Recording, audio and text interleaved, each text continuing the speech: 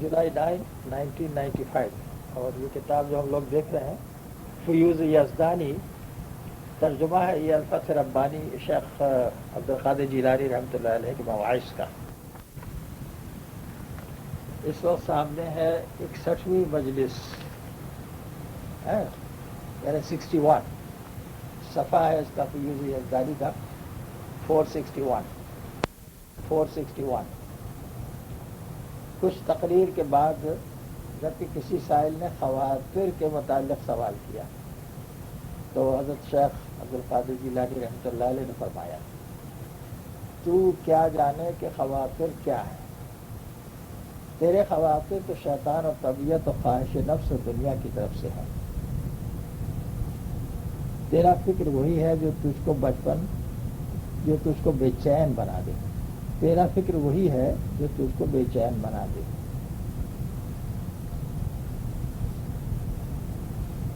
تیرے خواتر بھی تیری فکر ہی کی جنس میں سے ہیں کہ جو کچھ بھی وہ عمل کرے گا ویسے ہی خواتر پیدا ہوں گے۔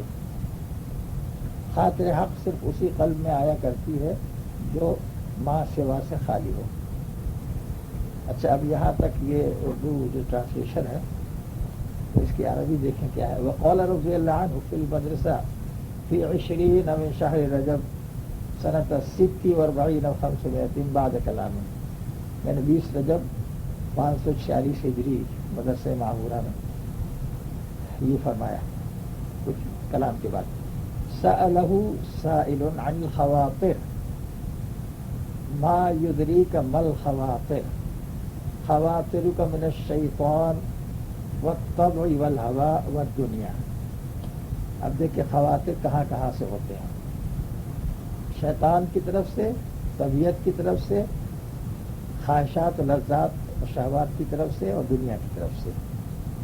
تو نفسانی خواہش کے یعنی شیطان کی طرف سے القاء کیے ہوئے اور طبیعت کے تقاضے کے طور پر جو خیالات آتے ہیں وہ خواتر خطرے کی جمع ہے جس کو ہم لوگ خیال کرتے ہیں۔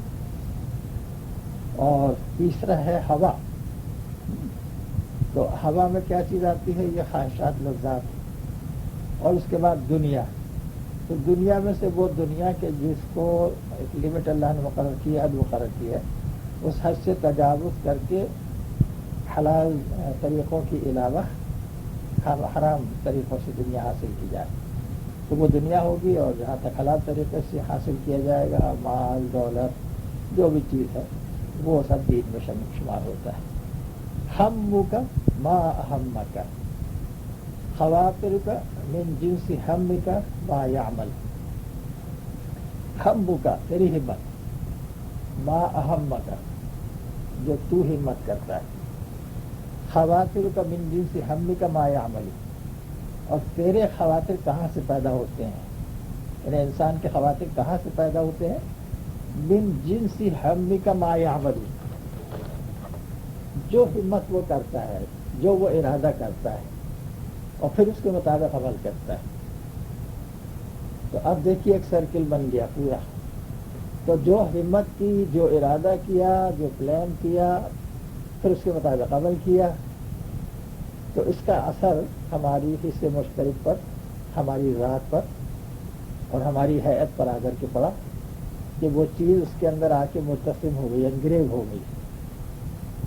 اب جو عمل کیا تھا، جس طرح کا بھی عمل تھا، وہ اچھا تھا یا برا تھا، وہ ہمارے اندر اس کا ایک اثر آ گیا، جم گیا۔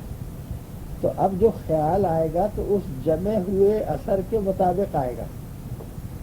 تو یہاں پر یہ جو انہوں نے الفاظ استعمال کیے، ہمک ما اہمک، یعنی جو بھی کام ہم نے کیا ہے، جو ہمت کی ہے، جو اپنی طاقت استعمال کی ہے، اور پھر کچھ سوچ سمجھنے کے بعد اس کام کو ہم نے پلان کر کے پھر اس کو اختیار کیا، اور کیونکہ یہ سب کام ہم خاص طور پر ایسے جن کو ہمارا نفس پسند کرتا ہے، انتہائی رغبت اور انہماک سے کرتے ہیں، تو جب بالارادہ کوئی کام کیا جائے ارادے کے ساتھ تو وہ اس کا اثر ہماری حصے مشترک پر رہ جاتا ہے، چپٹ جاتا ہے۔ حصے مشترک ہمارے جو حواس خمسہ ہیں، پانچوں حواس، اس کے ذریعے سے جو کچھ بھی ہم عمل کرتے ہیں تو اس کے اثرات و تاثیر کسی ایک پوائنٹ پہ جمع ہو جاتے ہیں. اس کو آپ کہیں چیر کے دیکھ بھی نہیں سکتے کہ وہ کس جگہ ہے، دماغ میں ہے کہ دل میں ہے. لیکن پھر وہی چیز جو جمع ہے اس کے مطابق خیالات ابھرتے ہیں، اور پھر آدمی ان خیالات کو اور خواطر کے مطابق پلاننگ کرتا ہے. بار بار خیال آئے گا تو اسی کے مطابق پلاننگ کرے گا اور پھر عمل کرے گا. ہم کا ما اہم کا خواطر کا من جنس ہم کا ما یعمل، تیرے خواطر اس جنس سے ہیں، اس قسم سے ہیں جو تیری ہمت، جو تو نے ہی قصد اور ارادہ کیا. ہم کسی بھی چیز کا ارادہ اور قصد کرنا اصل میں یہ ہے ہم کے معنی. تو ہم کا یعنی تیرا قصد اور ارادہ. تو اپنے قصد و ارادے سے جو عمل کیا، ہم نے اپنے قصد و ارادے سے جو عمل کیا تو اس قصد اور ارادے کی تاثیر یہ ہے کہ اس عمل کا ایک اثر ہمارے اندر آ کر کے جم جاتا ہے، متصل ہو جاتا ہے. تو چنانچہ آپ دیکھیں گے کہ آدمی عبادات، اذکار، تلاوت، جتنے بھی نیک کام ہیں تو وہ اتنی رغبت اور انہماک سے اور اس درجے ارادے کے ساتھ نہیں کرتا، عادتاً کر لیتا. جب عادتاً کر لے گا تو اس کے اثرات متصل نہیں ہوں گے. اس کے برعکس وہ تمام چیزیں اور وہ تمام کام جن کا تعلق ہماری خواہشات و لذات و شہوات سے ہے، اس میں ایک خاص قسم کا ارادہ پایا جاتا ہے اور انہماک پایا جاتا ہے، اور انتہائی لذت سے ڈوب کے ہم اس کام کو کرتے ہیں. لہٰذا ان کے اثرات ہم پر متصل ہو جاتے ہیں. تو اب یہ جو تمام خواطر جمع ہوئے تو اس کی الگ الگ قسمیں ہوں گی. اگر کوئی کام ہم نے جو کہ جس کا تعلق عبادات سے ہے اس طرح سے قصد اور ارادے سے کیا کہ وہ اللہ تعالیٰ کے نزدیک قابل قبول ہوا تو اس کا ایک اثر ہماری حصے مشترک پر آ رہے گا. اور کوئی برا کام کیا اسی قصد ارادے سے، برے کام تو ہر ایک قصد ارادے سے ہوتے ہیں، کوئی بھی ہو، چاہے وہ دنیاوی مال و منال کو بٹورنے سے متعلق ہو، کسب کرنے سے متعلق ہو، تو وہاں تو آدمی زیادہ قصد ارادے سے کام کرتا ہے تو اس کے بھی اثرات آتے ہیں. تو اب وہ طرح طرح کے اثرات جمع ہو گئے ہمارے پاس. تو کس طرح کے اثرات جمع ہوئے، اس میں شیطان کا کیا عمل دخل ہوا اور طبیعت کا کیا عمل دخل ہوا، یہ چیز غور کرنے کی ہے. شیطانی خواطر وہ ہوتے ہیں کہ جس میں گناہ وغیرہ کی طرف رغبت دلائی جائے. شیطان کا کام یہ ہے کہ اللہ تعالیٰ کی نافرمانی کروانا، گناہ کی طرف کو لے جانا. اور طبیعت کے تقاضے سے بھی خواطر آتے ہیں. طبیعت کا ذکر ہے، اور طبیعت ہو سکتا ہے کہ یہاں پر شیخ عبد القادر جیلانی رحمۃ اللہ علیہ کی مراد طبیعت سے طبیعت اور نفس دونوں ہو، یا ہوا کے اندر یہ چیز رکھی ہو. تو طبیعت کے تقاضے کے مطابق بھی کچھ خواطر پیدا ہوتے ہیں. ہم نے کوئی کام کیا طبعی تقاضے سے، اگر وہ حد شرع سے تجاوز نہیں کیا اور وہ کام ایسا نہیں تھا کہ جس کا اچھا اثر مرتب ہوتا ہے، لیکن جب اس کو طبیعت کے تقاضے سے ایسا کیا کہ کوئی قصد و ارادہ اتر نہیں پایا گیا تو اس کا کوئی برا اثر متصل نہیں ہوتا ہے. لیکن اگر اسی کو ارادے و قصد سے کیا گیا تو ضرور متصل ہوگا. اسی طرح ہوا ہے. ہوا کیا چیز ہے؟ نفس کی خواہش، لذات و شہوات وغیرہ. تو اب ہوا، نفس کے جتنے بھی خواہشات و لذات کے کام ہیں ان کو کیا گیا تو اس کے اثرات بھی مرتسم ہو گئے. تو اب اس کے بھی خواطر ابھریں گے. تو خیالات کی دو قسمیں یہ ہو گئیں، تین قسمیں، شیطان کے اثر سے، طبیعت کے اثر سے، اور ہوا کے اثر. اب دنیا کی بات آئی تو دنیا میں عام طور پہ یہ ہوتا ہے کہ ہم دیکھ رہے ہوتے ہیں مختلف لوگوں کو کہ وہ کس طرح دنیا کما رہے ہیں اور عیش کر رہے ہیں، اور ہمارے لیے کچھ پابندیاں ہیں. تو چنانچہ لامحالہ اس طرف تو انسان مائل ہو جاتا ہے. تو جب حد سے تجاوز کر کے دنیا کمائی گئی اور دنیا کے معاملات کو طے کیا گیا، اس میں سبھی آ جاتے ہیں. تو پھر اس کا بھی ایک اثر ہوتا ہے، اچھا یا برا. تو اب کتنی قسمیں ہو گئی خواطر کی یہاں جو انہوں نے بتائی ہیں. ایک تو ہو گیا خواطر شیطانی یا خاطر شیطانی، دوسرا ہوا خاطر طبعی، طبیعت کے تقاضے سے، تیسرا ہوا نفسانی، اور چوتھا یہ دنیا کی طرف ڈوب کر جو کام کیا گیا حد سے تجاوز کر کے. اور ہم کا ما اہم کا یہ ایک اصول یاد رکھنا چاہیے کہ قصد اور ارادہ ہمارے اندر جو پیدا ہوتا ہے تو وہ باہر سے خارجی نہیں ہے. دراصل ہم نے پہلے بھی کچھ ایسا کیا ہوا ہے کہ جس کی وجہ سے وہ اثرات ہمارے اندر موجود ہیں. وہی اثرات جو پرانے موجود ہیں اس کے مطابق خیال آتا ہے، ایک خاطر آتا ہے. تو انہی اقسام میں سے کوئی. اس لیے وہ جو اندر کی زمین ہماری ہے اس میں کیا کاٹ کباڑ بھرا ہوا ہے، تو اس کی بھاپ ابھرے گی گرم ہونے سے، اور اسی کے مطابق خیالات آئیں گے. تو پورا ایک سرکل بن جاتا ہے. سب سے پہلے تو انسان جب بالغ نہیں تھا تو یہ سمجھ لیجیے کہ اس کی مثال ایسی تھی اس کے قلب کی کہ بالکل جیسے ایک سفید چادر، نورانی چادر. اب اس پر کوئی اثر نہیں ہے ابھی، اس لیے کہ ابھی وہ مکلف نہیں ہے. اب جب بالغ ہوا تو مکلف ہو گیا تو اس نے ایک اچھا کام کیا تو وہ نورانی چادر میں مزید نور آیا. اب اس نے ایک کوئی ایسا کام کیا، جھوٹ بولا مثال کے طور پر، لوگوں کو دیکھا دیکھی، چل وہی جھوٹ بولا، اور پھر اسے توبہ بھی نہیں کی. اس کو برا سمجھ کر کے اس سے توبہ کر لیتا اللہ تعالیٰ سے گڑا کر کے کہ ہم سے غلطی ہوئی، ایسا نہیں کریں گے، تو وہ اثر اس کا مرتب نہیں ہوتا ہے، پھر خارج ہو جاتا ہے. وہ نہیں کیا، بھول گیا، تو ایک سیاہ نقطہ آ گیا. اب وہ سفید چادر پر، سفید یا نورانی چادر پہ ایک سیاہ نقطہ آ گیا. اسی طرح اور اعمال ہوتے رہے، اچھے برے. اچھا، اب ہوتا یہ ہے کہ اچھے اعمال تو اس رغبت الانماق سے نہیں کرتے تو اس کا نورانی نقطہ نہیں آنے پاتا. برے اعمال انتہائی رغبت الانماق سے ہوتے ہیں، قصد و ارادے سے، تو اس کے نقطے جمع ہوتے چلے جاتے. تو وہ ہوتے ہوتے سارا قلب جو ہے یا ساری وہ نورانی چادر جو ہے وہ سیاہ ہو جاتی ہے. تو قلب جو ہے بجائے سلامتی کے گمراہی کی طرف کو جا رہا ہے، بجائے سعادت کے شقاوت کی طرف کو چلا جا رہا ہے. تو اب یہ ہوش تو اسے ہوتا نہیں ہے. اب جب وہ تمام ظلمتیں اس کے قلب کے اندر آتی چلی گئیں تو اب جب بھی وہ خیالات آئیں گے تو اس ظلمت کے مطابق آئیں گے جو اس کے اندر منقسم ہو چکی ہے. اس کے حصے مشترک ہیں، اس کے قلب میں کہیں، اس کے دل میں کہیں، جو بھی آپ استعمال کریں. خاطر الحق عز وجل. ہاں، سوال ہی پیدا ہوتا ہے کہ اس کی صفائی کا بھی کوئی طریقہ ہے یا نہیں. بھائی اتنا ہو گیا، کسی کو پتہ لگا جناب یہ تو بہت گڑبڑ ہے کہ جب بیٹھو تو وہی الٹے سیدھے خیالات آتے ہیں، جب تلاوت کرنے بیٹھو تو الٹے سیدھے خیالات، تلاوت بھی چل رہی وہ بھی آ رہے، نماز پڑھنے کھڑے ہوئے تو وہی دنیا بھر کے فالتو خیالات، گناہوں کے اور یا فضول باتوں کے، وہ چلے آ رہے ہیں اور اس طرف توجہ نہیں ہو پاتی ہے. تو کسی نے کسی سے ذکر کیا، اس نے کہا اچھا فلاں استغفار کر لیا کرو، فلاں ذکر کر لیا کرو. ٹھیک ہے، اس سے بھی فائدہ ہوتا ہے، لیکن جو روٹ کاز ہے، جو اصل سبب ہے، جو وہاں کاٹ کباڑ موجود ہے، تو اس کی صفائی کا بھی تو انتظام ہونا چاہیے. اس کو کس طرح سے صاف کیا جائے؟ تو اس کو صاف کرنے کا آسان طریقہ ابھی جب تک ہم زندہ ہے بہت ہی آسان ہے. وہ یہ کہ ہم نے جتنے بھی برے طریقے ہیں ان سب سے توبہ کی اور اللہ تعالیٰ سے خوب گڑ گڑا کر کے معافی مانگی اور اعمال صالح شروع کیے. تو قرآن شریف کی آیت ہے ان الحسنات یذہبن السیئات. تو یہ جو برے یعنی نیکیاں جو ہیں وہ گناہوں کے اثرات کو مٹا دیتی ہیں، تو اللہ تبارک و تعالیٰ اس کی صفائی کر دیتا ہے. تو تزکیہ ہوتا ہے اللہ تعالیٰ کی طرف سے، عمل ہوتا ہے ہماری طرف سے. تو آسان طریقہ ہے.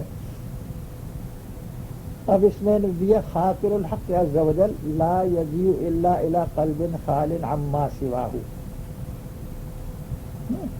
خاطر حق صرف اسی قلب میں آیا کرتی ہے جو ما سوا سے خالی ہو. یہ جو جملہ تھا ان کا، اسی کو عربی میں انہوں نے کہا ہے خاطر الحق عز وجل لا یجیء الا الی قلب خال عما سوا. قلب خالی ہو اللہ کے سوا سے تو خاطر حق آئے گا. تو خاطر حق یعنی ہمارا دل، ہمارے دل میں سوائے اللہ تبارک و تعالیٰ کے قصد و ارادے کے اور دوسری چیز کا قصد و ارادہ نہ ہو. سوال یہ کہ دنیا کا کام کیسے چلے گا؟ تو سارے کام بگڑ جائیں گے. کہ سوائے اللہ تبارک و تعالیٰ کے خیال کے اور اس کی طرف کا قصد و ارادہ کرنے کے اور دوسرا خیال ہی نہ ہو. کیونکہ جب آدمی دوسرا خیال نہیں کرے گا تو وہ پلاننگ نہیں کرے گا تو سارے کام دنیا کے بند ہو جائیں گے. کیونکہ طریقہ تو یہی ہے صاحب کہ خیال آئے گا ایک کام کرنے کا، پھر اس کے بعد وہ اس کی پلاننگ کرے گا آدمی اور اس کے بعد جا کے اس کام کو انجام دے گا. تو اگر وہ راستہ ہی بند کر لیا گیا تب تو معاملہ گڑبڑ ہو گیا. تو وہ بہت آسان ہے. خاطر حق اور اس میں جو شریعت کے مطابق اور اس کے اصول اور تمام قواعد کے مطابق ہم دنیا کا ہر کام کریں اور دین کا ہر کام کریں تو برے اثرات نہیں پیدا ہوں گے اور خاطر حق جو ہے اس میں کوئی رکاوٹ پیدا نہیں ہوگی. اور اس وقت یہ کہا جائے گا جب کہ ہم نے ان تمام شریعت کی حدود کی رعایت کر کے ہر ایک کام کیے ہے کہ ہمارا دل جو ہے وہ ما سوا سے خالی ہے, اللہ کے سوا باقی چیزوں سے خالی ہے. یعنی کام تو سارے کرنا ہے, بہت اچھی طرح انجام دینا ہے, حسن طور پر انجام دینا, کیونکہ اللہ تبارک و تعالیٰ کہتا ہے کہ خلق الموت والحیات لیبلوکم ایکم احسن عملا, ہم نے موت اور حیات کو پیدا کیا تاکہ ہم آزمائیں دیکھیں کہ تم میں کون احسن عمل کرتا ہے. تو ایک طرف تو وہ حکم ہے ظاہر ہے, اس کی رعایت رکھ کے انہوں نے یہ کہا ہوا ہے کہ جب احسن اعمال کو اچھے طور پر کیا جائے, یعنی اللہ کے بتائے ہوئے طریقے اور حضور نبی کریم صلی اللہ علیہ وسلم کی سنت کے مطابق آپ کے طریقوں کے مطابق آپ ماڈل ہے. دنیا کا کون سا کام ہے جو آپ نے نہیں کیا, بلکہ ہم اتنا نہیں کر سکتے جتنا صحابہ نے نبی کریم صلی اللہ علیہ وسلم نے کیا ہے. تو سارے کام کیے ہیں اور سوال یہ پھر بھی آپ لوگوں کا دل ما سوا سے خالی تھا, یعنی اللہ تعالیٰ کے سوا باقی چیزوں سے خالی تھا. مطلب یہ کہ سارے کام انہوں نے کیے, ان کا پورا حق اللہ کے حکم کے مطابق اس کے حکم سے ادا کیا اور اس میں ایسے نہیں ڈوبے کہ اللہ کو بھول گئے ہوں. ان تمام کاموں کو اللہ ہی کی رضا کے لیے کیا, ان کے سامنے گویا اللہ تبارک و تعالیٰ تھا کہ وہ دیکھ رہا ہے یا ہم اللہ کو دیکھ رہے ہیں, اور پھر وہ ان کاموں کو انجام دیتے رہے. تو اس لحاظ سے آپ دیکھیں کہ 24 گھنٹے اللہ تعالیٰ کے خیال سے ان کا دل خالی نہیں ہے. تب کہا جائے گا کہ بھائی ان کو تصفیۃ القلب عما سوى اللہ حاصل ہے. تو قلب کی یہ کیفیت ہونا چاہیے کہ جتنے کام ایسے ہیں کہ جن کی حد سے تجاوز کرنے پر اللہ تبارک و تعالیٰ سے تعلق کر جاتا ہے, اس کا لحاظ رکھا جائے اور اس حد سے تجاوز نہ کریں, اس حد سے آگے بڑھ کر کام نہ کریں. اور کام جو ہے ہر ایک بہت ہی ایفیشینٹلی ہوگا, اس میں کوئی فرق نہیں پڑے گا انشاءاللہ. خاطر الحق عز وجل لا یجیء الا الى قلب خال عما سوا عما سوا. اچھا, اس کے بعد انہوں نے کہا چنانچہ فرمایا ہے کہ ہم نہ لیں گے مگر اسی کو جس کے پاس اپنا مال پائیں گے. ہم نہ لیں گے مگر اسی کو جس کے پاس اپنا مال پائیں گے. کما قال لا تأخذ الا من وجدنا متاعنا عنده, یعنی اللہ تبارک و تعالی اپنی متاع اگر کسی کے پاس, اس کو کیا چیز قبول ہے, خالص ہر وہ کام جو خالص اللہ تعالیٰ کے لیے کیا گیا ہے وہ قابل قبول ہے, اور جو کسی اور کے لیے کیا تو وہ اللہ تعالیٰ کو نہیں پہنچتا ہے. اچھا, جب حق تعالیٰ اور اس کا ذکر تیرے پاس ہوگا تو لا محالہ تیرا قلب اس کے قرب سے لبریز ہو جائے گا. بالکل صاف بات کہی انہوں نے. اذا کان اللہ عز وجل وذکرہ عندک فلا جرم یمتلی قلبک من قربہ. فلا جرم یمتلی, جب اللہ تعالیٰ کا ذکر ہے, یعنی ہم کام تو کر رہے ہیں, مثال کے طور پر مریضوں کو دیکھ رہے ہیں ہاسپٹل میں اور اس میں لگے ہوئے ہیں ان کی خدمت میں جی, لیکن وہ کام ایک تو یہ کہ ہم پیسہ کمانے کے لیے کر رہے ہیں یا مریضوں سے دلچسپی ہے اس لیے کر رہے ہیں, پترس کھا کے کر رہے ہیں. دوسری نیت یہ اس سے بہتر ہوئی, اور اس سے اور بہتر نیت یہ ہوئی کہ صاحب اللہ تعالیٰ کا حکم ہے کہ ان کے ساتھ مریضوں کی خدمت اس طرح کرنا ہے, اور ہمارے ذمہ یہ کام اللہ تعالیٰ نے لگایا ہے, تو اس کام کو اس کی مرضی کے مطابق وہ دیکھ بھی رہا ہے کہ دیکھیں کیسا کرتا ہے. انتہائی ایفیشنسی کے ساتھ نہایت عمدہ طور پر اس کام کو انجام دے رہا ہے. تو اب کیا ہوا کہ اس کام کو انجام دیتے ہوئے جو ان کا کہنا ہے اس کے مطابق فلا جرم یمتلی قلبک من قربہ, تو لازمی طور پر تمہارا دل جو ہے اللہ تعالیٰ کے قرب سے بھرا ہوا ہونا چاہیے, لبریز ہونا چاہیے. یعنی اللہ تعالیٰ یا تو ہمیں اللہ تعالیٰ دیکھ رہا ہے, جیسا وہ مشاہدے کی بات ہے نبی کریم صلی اللہ علیہ وسلم کی حدیث جبریل کے آخری حصے میں, مل احسان یا رسول اللہ, جبریل علیہ السلام نے سوال کیا تو آپ نے کہا کہ الاحسان کأنک تراہ ان تعبد اللہ کأنک تراہ, ان تعبد اللہ کأنک تراہ, فَإِن لَمْ تَكُنْ تَرَاهُ فَإِنَّهُ يَرَاكَ، تو اللہ کی بندگی اس طرح کرے گویا کہ تو اسے دیکھ رہا ہے، اور اگر یہ مشاہدہ نہیں قائم رکھ سکتا ہے تو وہ یقیناً تجھے دیکھ رہا ہے، گویا کہ تو اسے دیکھ رہا ہے، یہ نمبر ایک مشاہدہ ہوا، گویا کہ ایگزیکٹلی تو نہیں دیکھے گا، لیکن حقیقتاً وہ ہمیں دیکھ رہا ہے، تو یہ دوسرے نمبر کا مشاہدہ ہوا۔ تو جب اس طرح رہتے ہوئے ہم نے اس کام کو انجام دیا، پیسے تو اس کے ملیں گے ہمیں، پیسوں کی طرف تو جانا نہیں ہے، اور دوسری چیزوں کی طرف اللہ کی رضا کی طرف، اور اس کے حکم کو، اور اس کی کہ وہ ہمیں دیکھ رہا ہے، اس کو صحیح طور پر انجام دے رہا ہے۔ جب اس حال میں ہم اس کام کو کریں گے تو یہ کہا جائے گا کہ ہمارا قلب اللہ تعالیٰ کے قرب سے لبریز ہے۔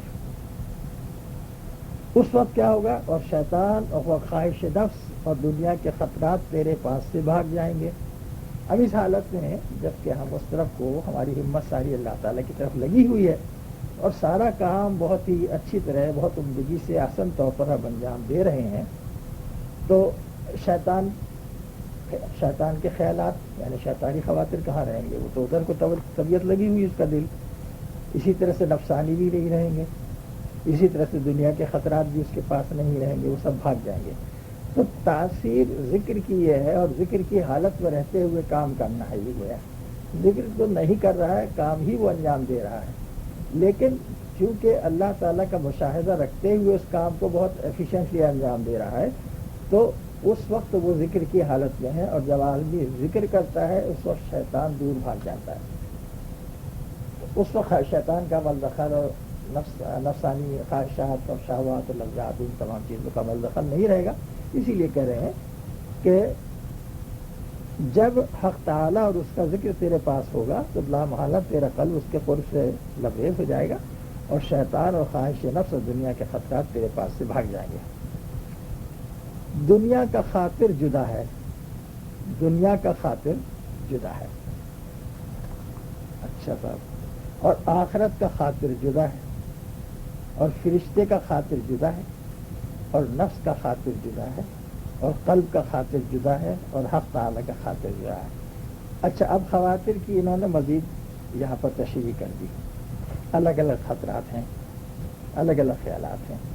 بعض خواطر، بعض خیالات ایسے آئیں گے جن کا تعلق دنیا سے ہے، اصول دنیا سے ہے، وہ الگ ہے۔ بعض ایسے خیالات آئیں گے ہم کو کہ جن کا تعلق آخرت کی حاصل کرنے سے ہے، تو وہ الگ ہی ہے۔ بعض ایسے خواطر آئیں گے کہ فرشتے کی طرف سے قلب میں ڈالا جائے گا اچھے کاموں کے کرنے کا القاء، تو یہ الگ ہوئے۔ تو یہ ملکانی ہوئے، خواطر ملکانی، اور ملک کی طرف، فرشتے کی طرف سے۔ اور نفس کا خاطر جدا ہے، اپنی خواہشات لذات کے زیر اثر جو خیال آئے گا، تو یہ خواہش ہے، یہ خاطر نفسانی ہو گئے۔ اور قلب کا خاطر جدا ہے۔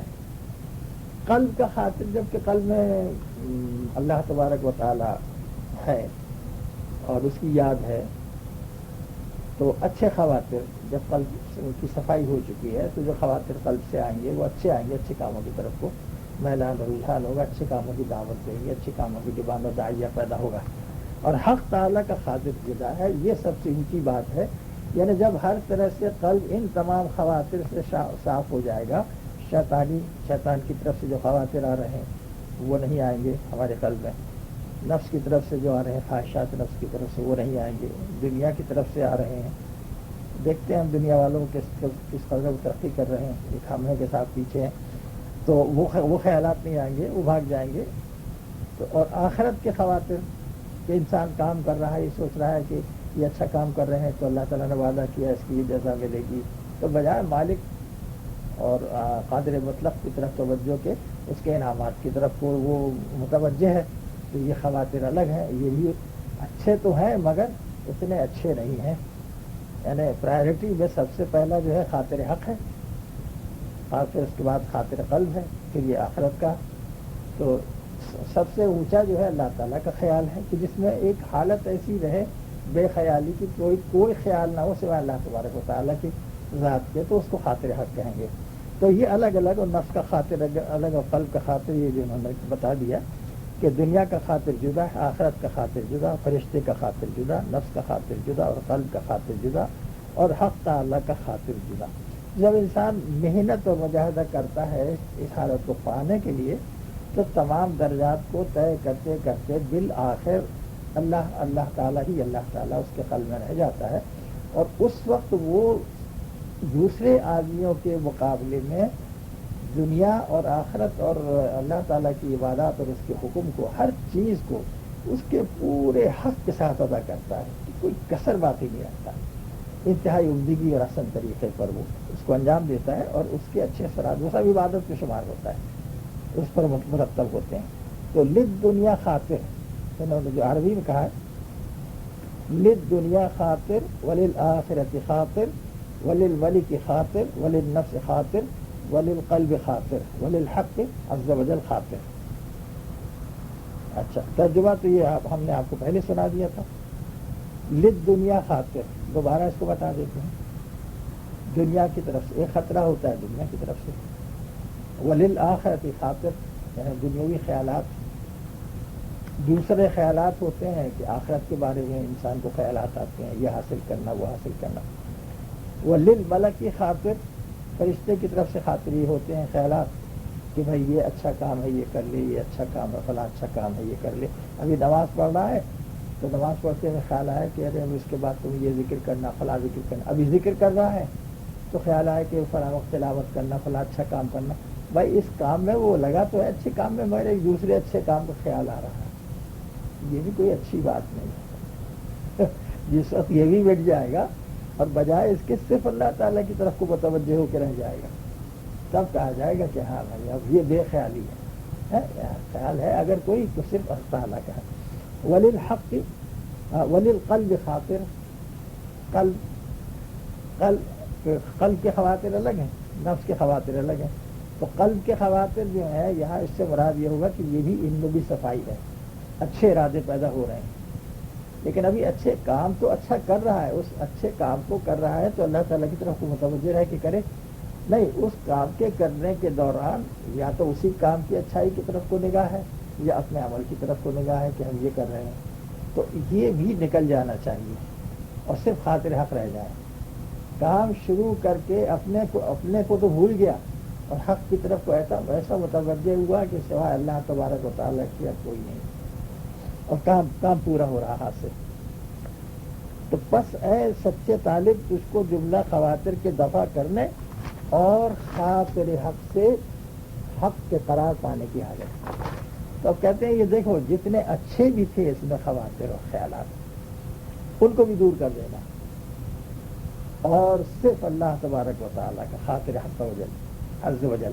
فیحتاج ایھا الصادق الی دفع جمیع الخواطر، یعنی اے سچے طالب، الصادق طلب کس کی ہے؟ سچا اس لیے کہا کہ اسے اللہ تعالیٰ کی طلب ہے، تو اللہ تعالیٰ کی طلب ہے جب تو اللہ تعالیٰ کے سوا تمام خواطر کو دور کر دو، ان کو دفع کر دو، اور تمہارا دل جو ہے وہ صرف اللہ تعالیٰ ہی سے لبریز ہوا ہے، حق سے لبریز ہو جائے، اللہ تعالیٰ کی اسی طرف کو متوجہ ہے، بس سکون الی خاطر الحق عز و جل،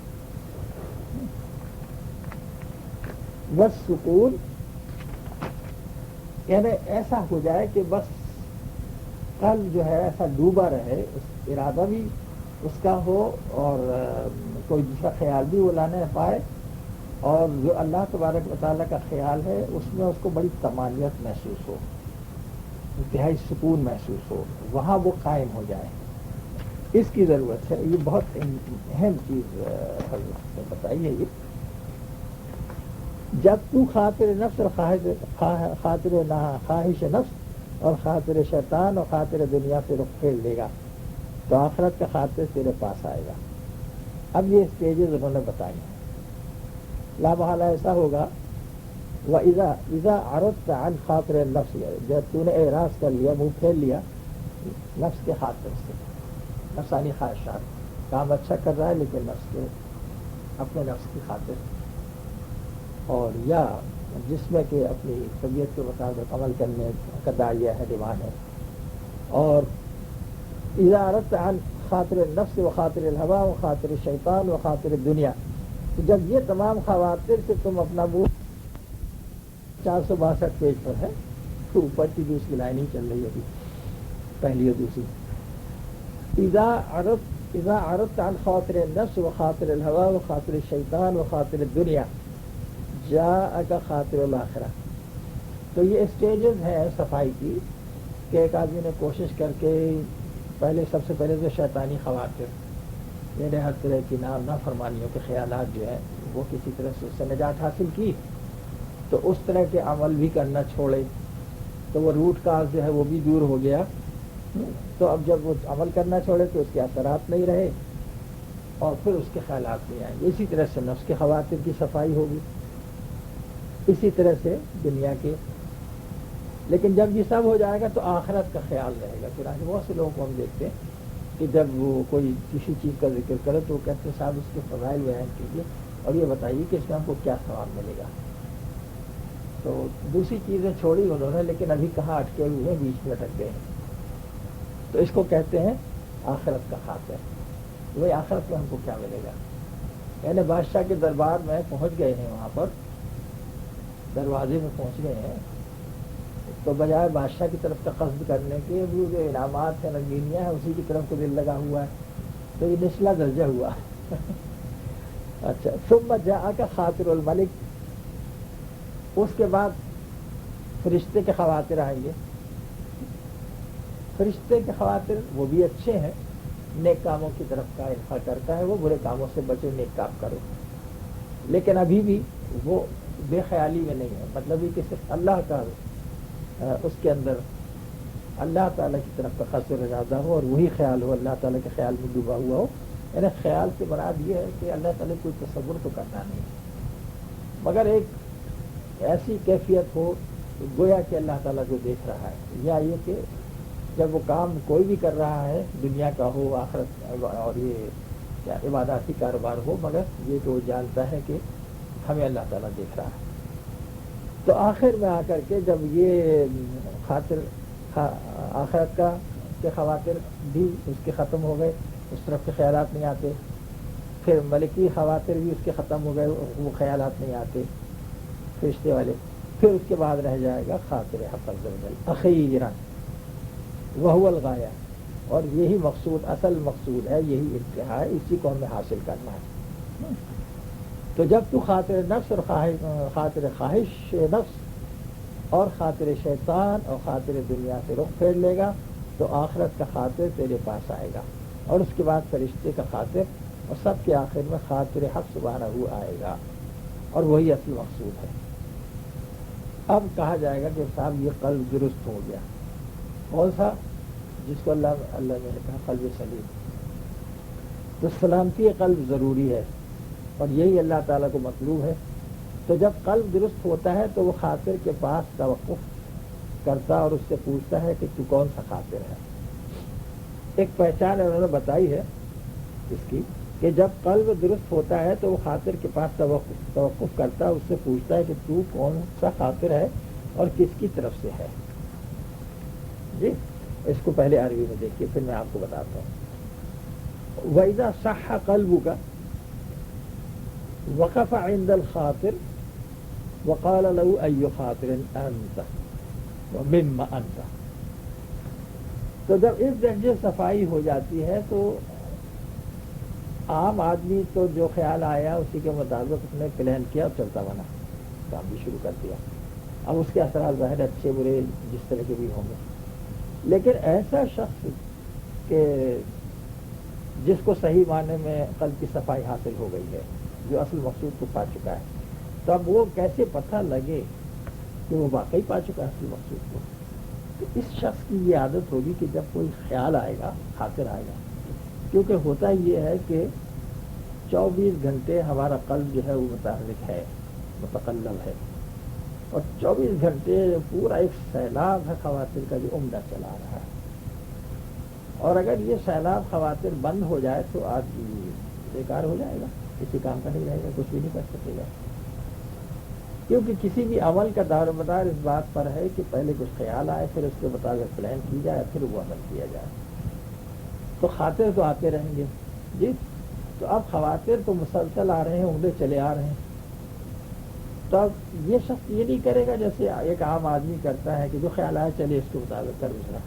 نہیں, یہ سب سے پہلے اس کو اینالائز کرے گا کا تجزیہ کرے گا، دیکھے گا کہ یہ شیطان کی طرف سے تو نہیں ہے، وہ چکر ڈال کر کے اور کسی ایسے کام میں مبتلا کرنا چاہتا ہے جو اللہ کی نافرمانی سے متعلق ہو۔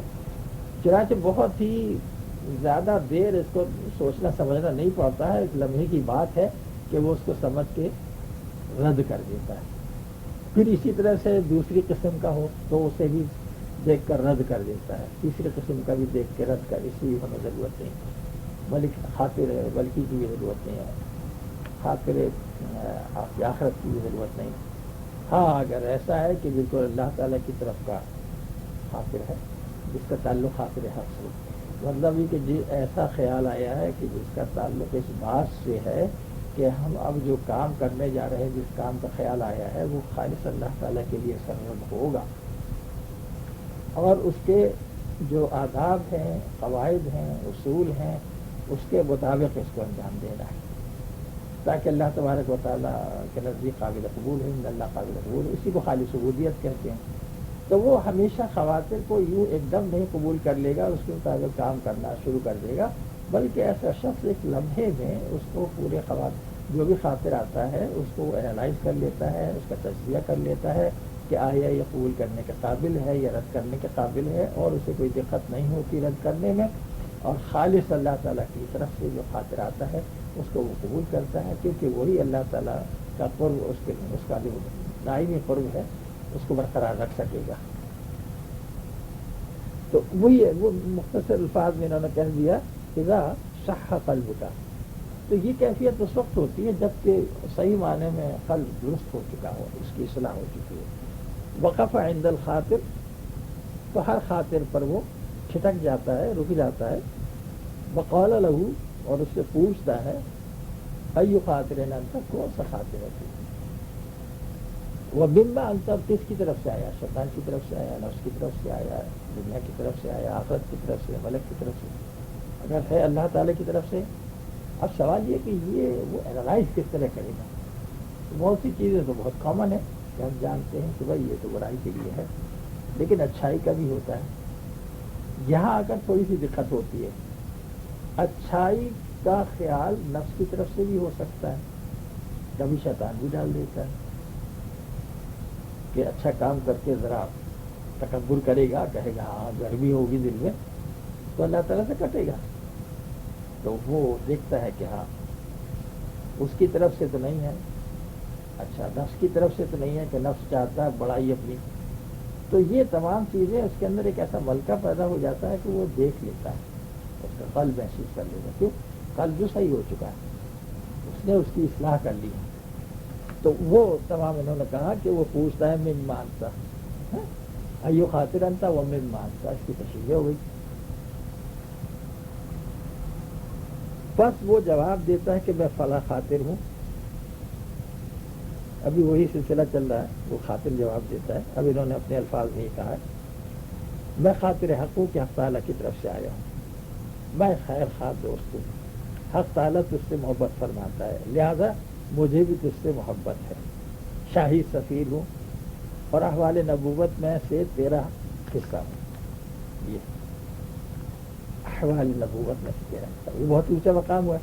فیقول له انا خاطر کذا و کذا و فلا فلا، وہ سمجھ لیتا ہے کہ یہ فلا خاطر، اب سب خواطر جو ہیں اس نے رد کر دیے، صرف خاطر حق کو لے لیا، تو خاطر حق کی طرف سے جواب ہے کہ انا خاطر حق من الحق، میں خاطر حق ہوں حق تعالیٰ کی طرف سے، انا ناصح، میں تیرا خیر خواہ ہوں، محب تجھ سے محبت کرتا ہوں، الحق عز و جل، یا اللہ حق عز و جل کا محبوب، یعنی تو اگر تو بھی اس پر عمل کرے گا تو تو بھی اللہ کا محبوب ہو جائے گا، یحبک فانا احبک، اور چونکہ اللہ تبارک و تعالیٰ جس سے محبت کرتا ہے کہ تو خالص اللہ تعالیٰ جی کے لیے ہر ایک کام کو انجام دیتا ہے، تو میں بھی تجھ سے محبت کرتا ہوں، انا سفیر، میں اس کا سفیر ہوں، انا حظک من حال النبوہ،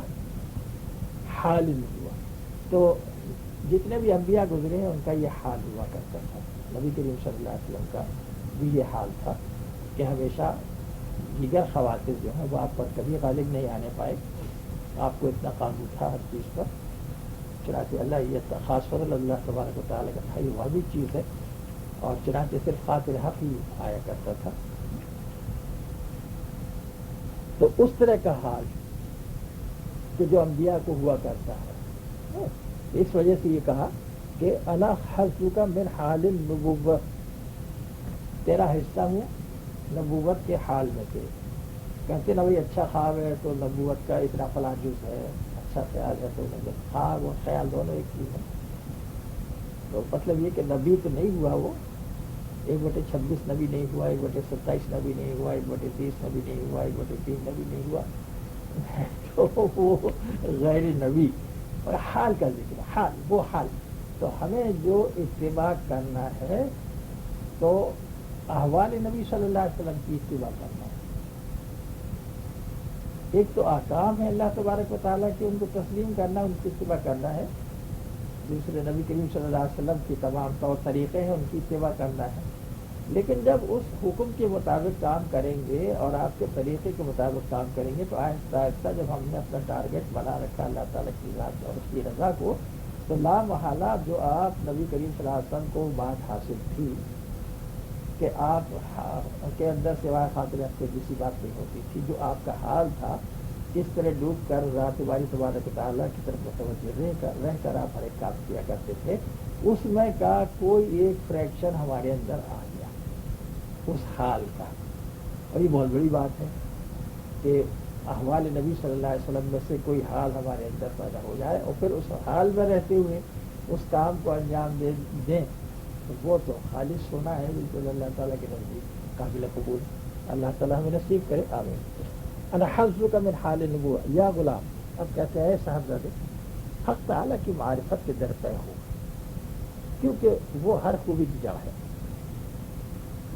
یا غلام تعرض لمعرفت اللہ عز وجل فإنها اصل کل خیر، اصل کل خیر، ہر خیر کی جڑ، ہر بھلائی کی جڑ کیا چیز ہے؟ اللہ تعالیٰ کی معرفت۔ تو عبادت بھی جو کرتے ہیں تو جو وہ آیت ہے ما خلقت الجن والانس الا لیعبدون، کہ جن اور انسان کو نہیں پیدا کیا مگر یہ کہ بندگی کرنے اللہ تبارک و تعالیٰ کی، تو لیعبدون کا اس کی تشریح حضرت علی رضی اللہ تعالیٰ نے کہا کہ الا لیعرفون، کہ وہ معرفت حاصل کریں اللہ تبارک و تعالیٰ کی۔ تو اصل جڑ جو ہے وہ معرفت ہے۔ یا غلام تعرض لمعرفت اللہ عز وجل فإن اصل کل خیر، تمام خیر کی اصل جو ہے وہ معرفت ہے۔ تو جب تو اس کی اطاعت زیادہ کرے گا اللہ تعالیٰ کی، اذا اکثرت من طاعتہ، طاعت معرفت، جب تو اس کی اطاعت زیادہ کرے گا تو وہ تجھ کو اپنی معرفت سے بخشے گا۔ معرفت کیسے حاصل کی جائے؟ سوال کوئی کرے کہ صاحب معرفت کیسے حاصل کی جائے؟ تو پھر انہوں نے جو اسٹیجز بتائی ہیں، جو درجات بتائے ہیں کام کرنے کے، سب سے پہلے تو اس طور پر اپنا کام کرے اور قلب کی اصلاح کرے، ہے نا۔ اچھا پھر اس کے بعد کیا ہوا کہ اب یہ بندہ ہوا کام کا، تو کام کرے اور خوب کام کرے۔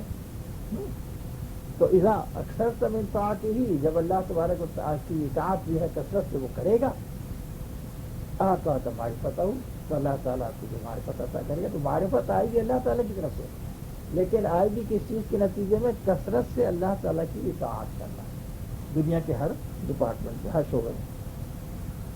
اسی لیے جناب رسول اللہ صلی اللہ علیہ وسلم نے فرمایا ہے کہ بندہ جب اپنے پروردگار کی اطاعت کرتا ہے تو حق تعالیٰ اس کو اپنی معرفت بخشتا ہے۔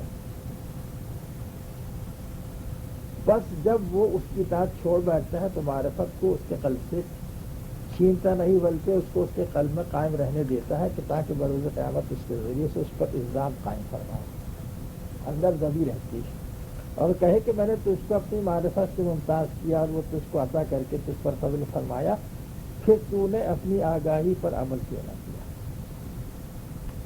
تو جب ایک آگاہی اور ذکر کی کیفیت پیدا ہو گئی تھی، بیداری کی کیفیت پیدا ہو گئی تھی، تو پھر اس سے کیوں غفلت اختیار کر لی؟ تو غفلت گویا اس معرفت کے اوپر آ جاتی ہے۔ اس کا یہاں ذکر ہے ولہذا قول نبی صلی اللہ علیہ وسلم اذا اطاع العبد ربہ، جب کوئی بندہ اپنے رب کی اطاعت کرتا ہے عز وجل، اعطاہ معرفتہ، تو اللہ تعالیٰ اسے معرفت اپنی عطا کرتا ہے. فاذا ترک طاعتہ لم یسلبها منہ، پھر اگر وہ اس کی اللہ تعالیٰ کی فرمانبرداری فرض کرو چھوڑ دے تو وہ معرفت کو اس سے سلب نہیں کرتا. اسی لیے بعض بزرگان دین نے کہا ہے کہ شیطان کو بھی معرفت حاصل ہوئی تھی اور پھر اس نے نافرمانی کی، تو سوال یہ کیا اس کی معرفت سلب ہو گئی؟ تو بتایا کہ نہیں، اس کو معرفت تو حاصل ہے مگر اس کے تقاضے کے مطابق کام نہیں کرتا، وہ نافرمانی میں لگا ہوا ہے اور اسی پہ پکڑا جائے گا. وہ یہ اس کی جو ہوگی تو آخرت میں فَإِذَا تَرَكَ طَاعَتَهُ لَمْ يَسْلُبْهَا مِنْهُ بَلْ يُبْقِيهَا فِي قَلْبِهِ، قلب کے اندر تو وہ سرایت کر گئی ہے قلب میں، مگر اس پر وہ ظلمت کا پردہ ڈال دیتا ہے نا. لِيَحْتَجَّ بِهَا عَلَيْهِ يَوْمَ الْقِيَامَةِ، تو یہ اس لیے قائم رکھتا ہے اللہ تبارک و تعالیٰ کہ اسی چیز کو وہ بروز قیامت اس کو الزام دلیل قائم کرنے کے لیے، حجت قائم کرنے کے لیے کہ دیکھ تو نے جب صحیح عمل کیا تھا، خالص میرے لیے عمل کرتا تھا، ہر چیز کو تو نے ترک کیا میری خاطر، تو میں نے تجھے معرفت کر دی تھی. جب معرفت تجھے دے دی میں نے تو پھر اس کے بعد تو پھر نافرمانی کی طرف سے چلا گیا، پھر واپس نہیں لوٹا. پھر اس کے بعد تو پھر نافرمانی کی طرف سے چلا گیا، پھر واپس نہیں لوٹا. میں نے جو چیز عطا کی تھی، میں جو دیتا ہوں اسے واپس نہیں لیتا، میں نے اسے قائم رکھا تیرے دل کے اندر، پیوستہ تھی وہ. اگر تو چاہتا تو عود کر سکتا تھا، پلٹ سکتا تھا. اور دیکھ تو خود غور کر کے دیکھ کہ وہ اب بھی قائم ہے تیرے قلب کے اندر کے نہیں. بھائی یہاں آ کر کے انسان لاجواب ہو جائے گا کہ اتنا کچھ حاصل ہونے کے بعد ہم نے کیسا غفلت سے کام کیا. تو غفلت نے اس کو دبا دیا، وہ تھی موجود اندر، اسی لیے وہ حجت قائم ہو جائے گی. تو یقول لہو میں میزتک بمعرفتی، میں نے تجھے متمیز کیا، میں نے تجھے منتخب کیا، ایک خاص امتیازی کیفیت تجھے، حال تجھے عطا کیا، اپنی معرفت دے کر تجھے ممتاز کیا. میزتک بمعرفتی، میں نے تجھے اپنی معرفت سے ممتاز کیا. وَتَفَضَّلْتُ عَلَيْكَ بِهَا، تفضلت علیک بہا، اور اس معرفت کے ذریعے تجھے میں نے فضیلت بخشی یا تجھ پر فضل فرمایا. تو معرفت جب حاصل ہوگی تو فضیلت تو ایک درجہ تو ہے حاصل نا اس کو بندوں میں. لِمَ لَمْ تَعْمَلْ بِمَا عَلِمْتَ، لِمَ لَمْ تَعْمَلْ مَا عَلِمْتَ. پھر یہ جو معرفت تجھے حاصل ہو چکی تھی، یہ جو علم حاصل ہو چکا تھا تجھے، یہ جو تو جانتا تھا، پھر اس کے مطابق عمل کرنا کیوں چھوڑا؟ کیوں؟ لما لم تعمل، کیوں نہ تو نے عمل کیا؟ بما علم تھا، جو تو نے لے لی تھی معرفت، جب تجھے معرفت حاصل ہو گئی تھی. تو معرفت حاصل ہونے تک تو یہ چیز، یہ خیر اس کو معرفت کو قائم رکھنے کے لیے عمل اور اتباع، حکم برداری، یہ سب جاری رکھنا ہے. اور نہیں تو وہی معرفت جو اللہ نے عطا کی ہے وہ پھر سب تو نہیں کرے گا، اور وہی حجت ہمارے لیے اسی پر دلیل و حجت قائم ہو جائے گی، اور ہم لاجواب ہو جائیں گے اللہ تبارک و تعالیٰ کے سامنے. تو کہے گا کہ جب ہم نے یہ تجھے عطا کر دی تھی تو پھر کیوں نہ اس پر عمل کیا. تو یہ جو انہوں نے الفاظ استعمال کیے، پھر تو نے اپنی آگاہی پر عمل کیوں نہ کیا، پھر تو نے اپنی آگاہی پر عمل کیوں نہ کیا. یہاں پر واضح ہے لما لم تعمل بما علمت، آگاہی اور علم کیا تھا؟ وہ جو معرفت حاصل ہو چکی تھی. تو اس معرفت کے مطابق اپنا عمل کو جاری کیوں نہ رکھا اور کیوں تو پھسل گیا. آگے ہے صاحب زادہ تیرے نفاق اور تراری اور دسانی اور ریاکاری کے مجاہدے سے چہرہ ضبط کرنے، کپڑوں میں پیوند لگانے، مونڈھی سپیڑنے اور رونی صورت بنانے سے تو اس کو حق تعالیٰ ذرا بھی ہاتھ نہ آئے گا. یہ ساری باتیں تیرے نفس، تیرے شیطان اور مخلوق کو شریک خدا سمجھنے اور ان سے دنیا کمانے کی حوث کے سبب ہیں. اب سوال یہ کہ یہ نقصانات جو آتے ہیں کس طرح سے آتے ہیں، یہاں پر اس کا ذکر آ گیا. نفاق کب پیدا ہوتا ہے؟ وہ جب اللہ تبارک و تعالیٰ سامنے نہ رہا اور عمل کو کیا اور غرض سے کیا دوسروں کو بتانے کے لیے یا اپنے آپ بزرگی ظاہر کرنے کے لیے، اپنے کو بنوانے کے لیے، بہت سی صورتحال ہیں، تو وہ اخلاص عمل میں نہیں رہ جاتا ہے. تو ذکر بھی نہیں کرے گا بلکہ مختصر ذکر کرے گا، اس کا کوئی کام جو ہے وہ اللہ تعالیٰ کے لیے نہیں ہوگا، اللہ تعالیٰ کے ماسوا کے لیے ہوگا. تو فرمایا یا غلام ما یقع بیدک من الحق عز وجل شیء بنفاقک وفصاحتك وبلاغتك وتصفیر وجهك وترقی مرقعتك وجميع اکتافك وتباکیك كل ذلك من نفسك وشیطانك وشركك بالخلق وطلب الدنيا منهم. تو یہ تمام چیزیں جو ہیں جو لوگ اکثر اختیار کر لیتے ہیں کہ گفتگو تو کریں گے بہت تیز کر رہا ہے، بڑی فصاحت ہو جائے گی، بڑی بلاغت آ جائے گی کلام میں، اور چہرہ جو ہے سر گویا دوسرا دیکھے سمجھے بڑا اللہ کا خوف ہے صاحب، بالکل ایسا ان کا تو چہرہ پیلا ہو رہا تھا، اللہ تعالیٰ کا نام دیتے تھے تو خون تک بالکل چہرے سے ہو جاتے، ہوا ہونے لگتی ہے نا. کہتے ہیں یہ سب نفاق کی باتیں ہیں، یہ کام نہیں دینے کی. سچ بات کچھ اور ہے، اللہ کا خوف کچھ اور چیز ہے، وہ اس خوف سے الگ چہرہ ہوتا ہے اس کا پیلا. وہ ترقی مرقعاتی کا،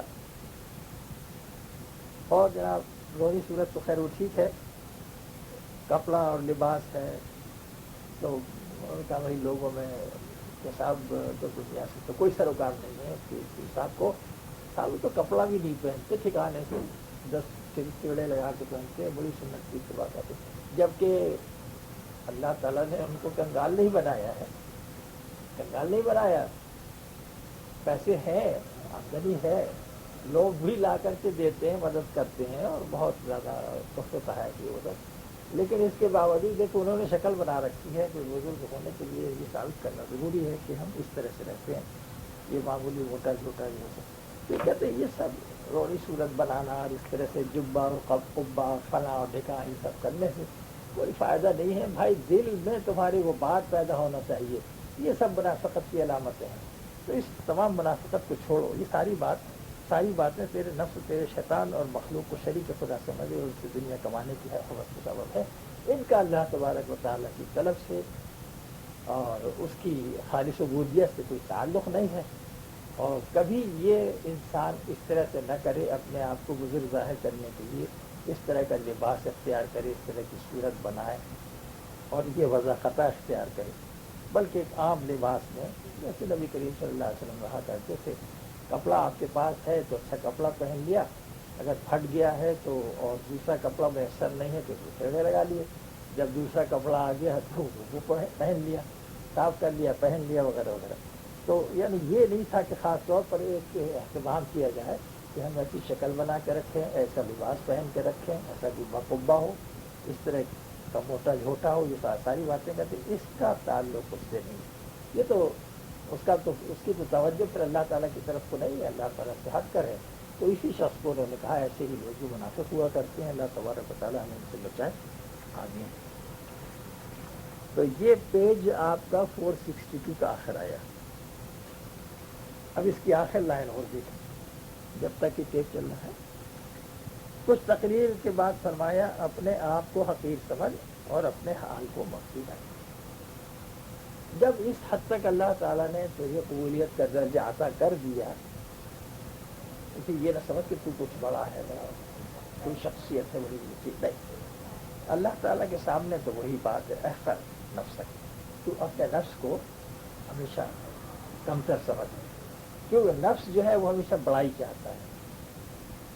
نفس کے اندر رغبت ہے، وہ ربوبیت کا دعویٰ کرتا ہے، اس لیے اس کو تو ہمیشہ دبا کے رکھنا. وقت تم امر کا، اپنے حال کو کیوں مخفی رکھے؟ سوال یہ ہے. صرف ترغیب دلانے کے لیے تو لوگوں کو بتا سکتا ہے، کبھی کوئی ایسی بات ہو ضرورت پیش آئے تو بتا سکتا ہے، لیکن دیکھیے کہ ہمیشہ اس کا ایسا ذکر کرتے رہنا کہ لوگ اس کو سن کر اس کی طرف مائل ہو، یہ اب سفردار بتا دیتا ہے.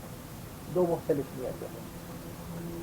تو ایسی حالت میں تو کہا کہ نہیں، تمہاری حالت کو چھپانا ضروری ہے. تعلیم کی غرض سے طالب کو رغبت اور دلانے کے لیے، عمل کی طرف کو راغب کرنے کے لیے جہاں ضروری ہوگا بے شک بتایا جائے گا۔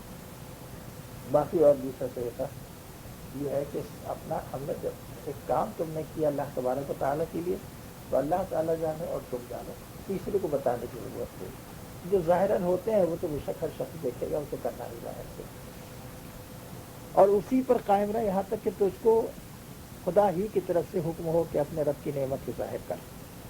وَكُنْ عَلَى ذَلِكَ إِلَىٰ أَن يُقَالَ لَكَ تَحَدَّثْ بِنِعْمَةِ رَبِّكَ۔ ایک طریقہ یہ بھی ہے کہ اللہ تبارک و تعالیٰ نے ان نعمتوں سے تجھے نوازا، تو کبھی اللہ تعالیٰ کے شکر نعمت کا ذکر کرتے ہوئے تم بڑا صاحب نعمت دینے والا ہے اور ہم اختیار تو کریں اچھے کام، اور ہم مانیں تو کریں تو اس کی بندگی، اور کوشش تو کریں خالص عبودیت کی، تو دیکھیں بڑے انعامات ملتے ہیں۔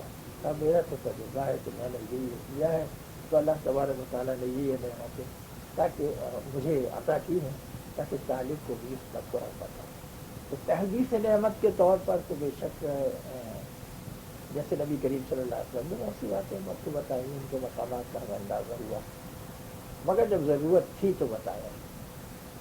جب اللہ تعالیٰ کا شکر ادا کرنا منظور تھا تو اس کا ذکر کیا، یا جب طالبوں کی ترقی کے لیے ضرورت اس بات کی تھی ذکر کرنے کی تو آپ نے ذکر کیا ہے، ورنہ نہیں کیا ہے۔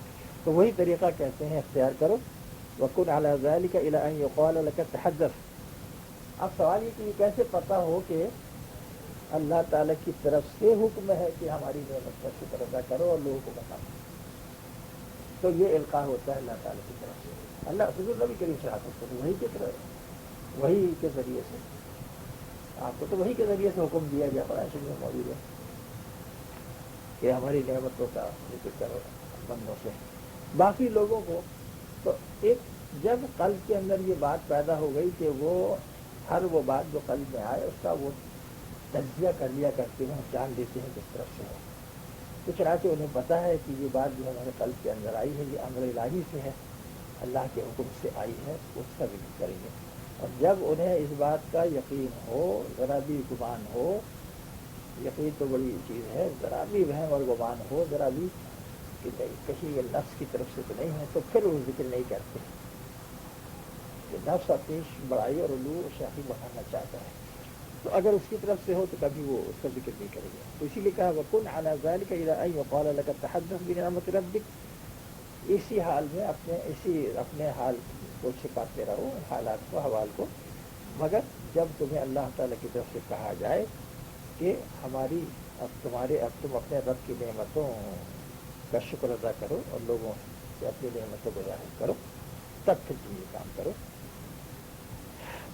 ابن شمور رحمۃ اللہ علیہ سے جب کوئی کرامت ظاہر ہوتی تو فریاد کرتے تو یہ دھوکہ ہے اور یہ شیطانی مکر ہے تاکہ میرے نفس میں میری بزرگی کا خیال ڈال کر مجھ کو تباہ کرے، اور وہ ہر کرامت کے متعلق ہی فرماتے رہے، یہاں تک کہ ان سے کہا گیا کہ کون تم اور کون تمہارا ابا، ہماری نعمت جو تم پر ہوا کرے اس کو بیان کیا کرے۔ یہاں پر ان کا ذکر ہے ابن شمعون رحمۃ اللہ علیہ، اذا جاءته الکرامت یقول هذه خدعۃ، تو بہت سے بزرگوں کا یہی حال ہے، اور خاص طور پر متاخرین جو ہے وہ بہت احتیاط برتتے ہیں، متقدمین نے بھی بہت احتیاط کی ہے کہ کرامت جب ظاہر ہوتی تھی تو یہ نہیں کہ اس کو بیان کرنا شروع کر دیا، وہ سب سے پہلے تو گھبراتے تھے کہ خدا خواستہ یہ اس میں کوئی یہ جال تو نہیں ڈال دیا، یعنی کوئی آزمائش تو نہیں ہے جس میں پھنس جاؤ، تو اس وجہ سے یہ ہو رہی، تو کوشش اپنی طرف سے تو کوشش یہ کرتے تھے کہ اس طرح توجہ نہ رہے اور اس کا ذکر بھی نہیں کرتے تھے اور اس کو اہمیت نہیں دیتے تھے کوئی۔ یقول ہادی خدا، ہادی من الشیطان، کہیں شیطان کی طرف سے نہیں، ودام علی ذلک حتی قیل له، تو یہی ان کا حال رہا، کہتے ہیں کہ وہ بہت بچتے تھے، کوشش کرتے تھے کہ نہیں اس کا ذکر نہ کریں، پھر ان سے کہا گیا اللہ تعالیٰ کی طرف سے مرنتا مرضو، تم کون ہو، تمہارا باپ کون ہے، ایک چیز ہے جو ہم نے تم کو عطا کی ہے اور جس کے ذریعے سے اب لوگ جو ہے، پہلے کی زیادہ تر یہ تھا کہ کرامات وغیرہ کو دیکھ کر کے 23 جولائی 1995 اور یہ ہے مجلس نمبر 61 فیوز یزدانی ترجمہ الفتح ربانی، اور ہم لوگ اس میں پہنچے ہیں صفحہ 462 کے نیچے یعنی 463 پر۔ تو یہاں سے شروع کرتے ہیں آخر لائن سے 462 کی۔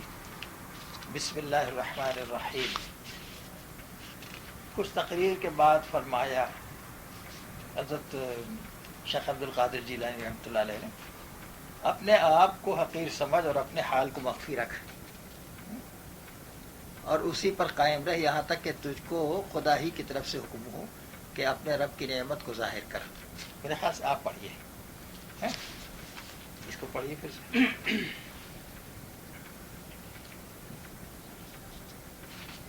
کچھ تقریر کے بعد فرمایا، اپنے آپ کو حقیر سمجھ اور اپنے حال کو مخفی رکھ اور اسی پر قائم رہ یہاں تک کہ تجھ کو خدا ہی کی طرف سے حکم ہو کہ اپنے رب کی نعمت کو ظاہر کر۔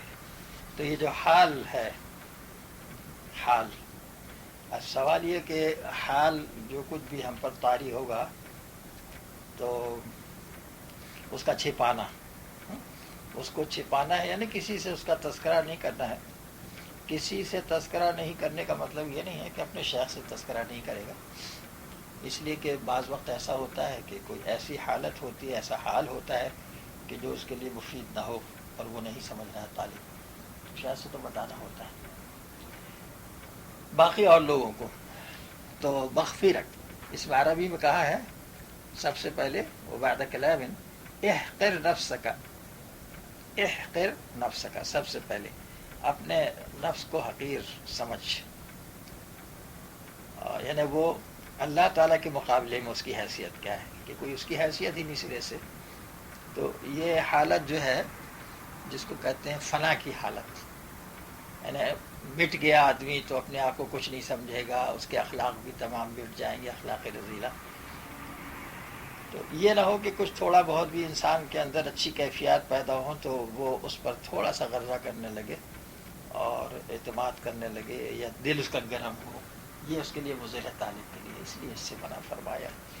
اور وقتم امرک، وقتم امرک یعنی اپنے کام کو پوشیدہ رکھ، اپنے حال کو مخفی رکھا ہے۔ وقتم امرک، تو اپنے معاملے کو پوشیدہ رکھ، یہ انہوں نے کہا ہے، ٹھیک ہے۔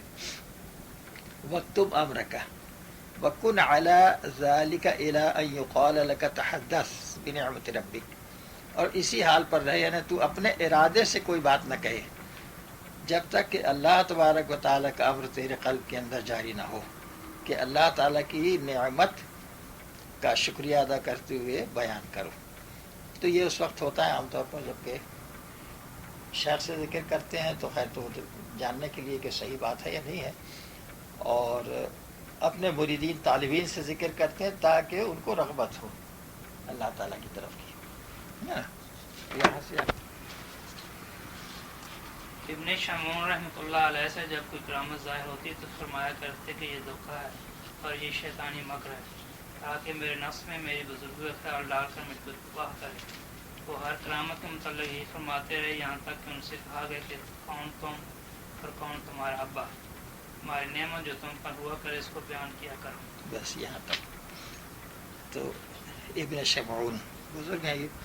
کان ابن شمعون رحمۃ اللہ علیہ اذا جاءته الکرامۃ یقول هذه خدعۃ هذه من الشیطان، هذه خدعۃ هذه من الشیطان، ودام على ذلك حتى قیل له من انت ومن ابوک تحدث بنعمتنا علیک۔ اچھا، اب اس کے معنی جو ہیں، ابن شمعون رحمۃ اللہ علیہ پر جب کوئی کرامت آتی، جب ان سے کوئی کرامت سرزد ہوتی تو وہ یہ کہتے خود سے کہ یہ دھوکہ ہے، حاضی خدعۃ، یہ ایک دھوکہ ہے، اور حاضی من الشیطان، اور یہ ہو سکتا ہے کہ شیطان کی طرف سے ہو۔ وَدَامَ عَلَى ذَلِكَ حَتَّى قِيلَ لَهُ، اور وہ اسی حالت پر قائم رہے جب اس وقت تک جب کہ ان سے کہا گیا، یعنی اللہ تعالیٰ کی طرف سے ان کے دل میں یہ بات ڈالی گئی، من انت و من ابوک، تم کون، تمہارے باپ کون ہے، تم کو اختیار کیا ہے۔ اختیار تو سارا اللہ تبارک و تعالیٰ کو ہے، اور کرامت صادر ہوتی ہے اللہ تعالیٰ کی طرف سے۔ تحدث بنعمتنا علیکا، تو وہ کرامت جو ہے نعمت بھی ہے، اور وہی کرامت جو ہے وہ دھوکہ بھی بن سکتی ہے۔ لیکن یہاں پر اللہ تعالیٰ یہ ان سے کہتا ہے تحدث، بیان کرو، بنعمتنا علیکا، ہماری جو نعمتیں تم پر ہوئی، کہ اللہ تبارک و تعالیٰ کی جب عبادات میں لگے، اپنے نفس کے تزکیے میں لگے، تو ایک درجے کی صفائی پیدا ہوئی، اور کچھ ایسی خرق عادت باتیں ظاہر ہوئیں کہ جس سے یہ پتہ لگا کہ بھائی اس درجے کی صفائی ہوئی۔ تو دراصل وہ ایک کسوٹی جیسی ہے، لیکن یہ ایسی کسوٹی ہے جو اکثر دھوکہ بھی دیتی ہے، کیونکہ کبھی شیطان کی طرف سے بھی ملقا ہوتا ہے۔ تو یہ یقینی بات نہیں ہے، اس لیے اس پر غرہ نہیں کرنا ہے، خوش نہیں ہونا ہے۔ ہاں، ان کے جیسے لوگ، جیسے یہ اولیاء اللہ میں سے تھے، اب ان سے کہا گیا کہ تم گویا اپنے طالب علم کے سامنے ہماری نعمتوں کا ذکر کرو، تاکہ ان کو بھی رغبت ہو۔ مطلب رغبت یہ نہیں ہو کہ ہم سے بھی کرامت صادر ہو، بلکہ اللہ تعالیٰ کی راہ میں جب کوئی قدم رکھتا ہے تو ترقی ہونا شروع ہوتی ہے۔ اس سے یہ پتہ لگا کہ ہم، کرامت جب ظاہر ہوئی تو پتہ لگا کہ ہم کچھ آگے کو بڑھے، لیکن بعض لوگ اسی جگہ رک جاتے ہیں کشف و کرامت پر، تو وہ ترقی نہیں کرتے، اور عام طور پر کشف کونی یہ دنیا کا کشف ہوتا ہے جو کہ مفید نہیں ہے۔ اللہ تعالیٰ ہمیں بچائے۔ آگے چلیے۔ حضرت موسیٰ علیہ السلام نے اپنے پروردگار سے مناجات عرض کیا کہ بار خدایا کچھ مجھ کو نصیحت فرمائی ہے۔ اللہ تعالیٰ نے ارشاد فرمایا کہ میں تم کو اپنے اور اپنی طلب کے متعلق نصیحت کرتا ہوں۔ 4 مرتبہ حضرت موسیٰ علیہ السلام نے یہی سوال کیا، ہر مرتبہ ان کو یہی ارشاد ہوا اور وہی پہلا جواب ملتا رہا۔ نہ یوں فرمایا کہ دنیا طلب کرو، اور نہ یہ کہ آخرت طلب کرو۔ گویا ان کو یوں ارشاد ہوتا تھا کہ میں تم کو نصیحت کرتا ہوں کہ میری اطاعت کرو اور معصیت چھوڑو، میں تم کو نصیحت کرتا ہوں کہ میرا قرب چاہو، میں تم کو نصیحت کرتا ہوں کہ مجھ کو واحد و یکتا سمجھو اور میرے ہی لیے عمل کرو، میں تم کو نصیحت کرتا ہوں کہ میرے ساتھ سب سے رخ پھیرو۔ یہاں تک ہو گیا۔ اچھا، اب یہ موسیٰ علیہ السلام کا معاملہ یہاں پر بیان کیا ہے۔ قال موسیٰ علیہ السلام فی مناجاتہ لربہ، جب وہ اپنے رب سے مناجات کرتے، بات کرتے، تو یہ کہتے عز وجل، رب عز وجل سے، یا رب اوصینی، یا ربی اوصینی، اے میرے رب مجھے وصیت فرمائیے۔ یہ ایک خاص چیز ہے کہ ہدایت تو ان کو ملتی ہے، اور اللہ تعالیٰ ہی کی ہدایت سے یہ سارا کام کرتے ہیں، اور پھر اس کے بھی طالب رہتے ہیں تمام اوقات کہ جو حکم اللہ کا ہو اس کو بجا لائیں۔ یا ربی اوصینی، فقال له، اللہ تعالیٰ نے ان سے موسیٰ علیہ السلام سے کہا، اوصی کا، اب کیا کیا وصیت کی ہے؟ اوصی کا بی و بی طلبی، اوصی کا بی، میں تجھے وصیت کرتا ہوں اپنی ذات کی طرف، اپنی ذات کی، مطلب یہ کہ صرف ذات کا طالب ہو، خالص اللہ تبارک و تعالیٰ کی ذات، جس کو ذات وحد کہتے ہیں اس کا۔ اوصی کا بی و بی طلبی، تو میری ذات کا طالب ہے اور اس کو طلب کرنے میں لگا رہے، اس میں اوقات تیرے جائیں۔ وَكَرَّرَ ذَلِكَ عَلَيْهِ 4 مرات، اور 4 مرتبہ یہی مکرر موسیٰ علیہ السلام نے سوال کیا۔ فی کل برۃ یقول له ذلک، تو ہر مرتبہ اللہ تعالیٰ نے یہی کہا، اوصی کا بی و بی طلبی، میں تجھے وصیت کرتا ہوں اپنی ذات کی اور اسے طلب کرنے کی۔ وَيُحِبُّ يحبه مثل الاول یجیبہ، ہر مرتبہ پہلی مرتبہ کی طرح جواب دیا جاتا انہیں اللہ تعالیٰ کی طرف سے۔ وقال له، یعنی اس کا کیا مطلب کہ ان سے کیا کہا گیا؟ اطلب الدنیا ولا اطلب الآخرہ، ما مانے نہیں، ان سے یہ نہیں کہا گیا کہ تو دنیا کا طلبگار ہو جا اور دنیا طلب کر، اور نہ آخرت۔ آخرت تو بے شک اچھی ہے دنیا کے مقابلے میں، کیونکہ قرآن شریف میں اس کی فضیلت بہت آئی ہے، لیکن آخرت میں جانا کس کے لیے ہے؟ اللہ تعالیٰ کے لیے، کہ وہاں جنت میں جانا کس لیے ہے؟ کہ وہاں اللہ تعالیٰ کا مقام ہے، اللہ تعالیٰ سے ملاقات ہوگی. تو اصل جو ہمارا ٹارگیٹ ہوا اور جو مقصود ہوا تو وہ ذات باری تبارک و تعالیٰ ہے. بلکہ بعض جگہ بزرگوں نے تو واضح طور پہ یہ کہہ دیا ہے صرف اللہ تعالیٰ کی ذات کا طالب ہو، اس کے قرب کی بھی طلب نہ کر. دیکھیے، قرب کی طلب، ذات کی طلب اور اس کے قرب کی طلب دو مختلف چیزیں ہو گئی. کأنہ یقول لہ اوصیک بطاعتی، گویا کہ اللہ تبارک و تعالیٰ ان سے یہ فرما رہے تھے کہ ہم تجھے وصیت کرتے ہیں کہ تو ہماری اطاعت کر، وہ ترک معصیتی، اور ہماری معصیت کو ترک کر، یعنی ہمارے حکم کی خلاف ورزی نہ کر. اوصیک بطلب قربی. اب یہاں پر یہ جو بات ہے اللہ تبارک و تعالیٰ نے کہا کہ ہماری قرب طلب، ہمارا قرب طلب کر. قرب کا مقام جو ہے وہ نمبر 2 ہوا ذات کے مقام سے. اللہ تعالیٰ کی ذات کو طلب کرنا اور اس کے قرب کو طلب کرنا دو مختلف چیزیں ہیں، لیکن قرب کے بعد پھر اللہ تعالیٰ کی ذات کا مقام ہے. اسی کا بھی توحیدی والعمل لی، میری توحید کا اقرار کر اور تیرا حال بھی وہی ہونا چاہیے، اور عمل جو کچھ بھی کرے تو صرف میرے لیے، اس سے تیری مراد آخرت یا اور دوسری چیزوں کی نہ ہو. اسی کا بالاعراض عما سوا، اور میں تجھے وصیت کرتا ہوں کہ میرے سوا ہر ایک سے منہ موڑ لے. اچھا اب یہاں سے آئے گا یہ، اب یہاں سے آگے جو کہہ رہے ہیں حضرت غوث پاک کہہ رہے ہیں، اب اسے پڑھیے. جب قلب درست، جب قلب درست اور حق تعالیٰ سے واقف ہو جاتا ہے تو دوسروں کو اوپرا سمجھنے لگتا ہے، اسی سے مانوس ہوتا ہے اور دوسروں سے متوحش ہوتا ہے، اسی کے ساتھ آرام پاتا ہے اور دوسروں کے ساتھ تکلیف. اے میرے اللہ، تو گواہ رہی ہو کہ میں تیرے بندوں کو ضرورت سے زیادہ نصیحت کر چکا اور ان کی محفوظی میں پوری جدوجہد کر رہا ہوں. جملہ اشیاء، وعظ و نصیحت وغیرہ جن میں مصروف ہوں میں نہیں، اور باتوں کے اعتبار سے میں ان سب سے یکسو، اور جس طرح تم ان سے الگ ہو اسی طرح ان سے الگ ہے، کہ اپنی طرف سے کوئی لفظ بھی زبان سے نہیں نکالتا. اگر میں اس کی تدبیر اور اس کے تصرفات میں کسی چیز کے ساتھ بھی دخیل ہوں تو میرے لیے کوئی عزت نہیں. اے معبد و خلوت خانے والوں، آؤ میرے واسطہ کچھ تو ذائقہ چکھو، اگرچہ ایک ہی لفظ کیوں نہ ہو. ایک دن یا ہفتہ بھر کو میری صحبت میں رہو. کیا عجب ہے کہ وہ بات سیکھ جاؤ جو تم کو سود مند ہوگی. تم پر افسوس کہ اکثر تم میں ہوس در ہوس ہیں. تم اپنے خلوت خانوں میں بیٹھے ہوئے مخلوق کی پرستش کر رہے ہو. یہ وصول اللہ کا مضمون جہالت لے کر میں خلوتوں میں بیٹھ جانے سے نہیں آیا کرتا. تجھ پر افسوس، علم اور علماء عمر تلاش میں اتنا چل کے طاقت رفتار باقی نہ رہے، اتنا چل کے دونوں پنڈلیاں چلنے سے جواب دے دیں. جب تھک جائے تو بیٹھ جا، اول اپنے ظاہر سے چل، اس کے بعد اپنے قلب باطن سے. جب تو ظاہراً و باطناً ہر طرف تھک کر بیٹھ جائے گا اور کوشش کرنا جو تیرا کام تھا پورا ہو جائے گا، تب تعالیٰ کی طرف سے قرب و وصول آئے گا.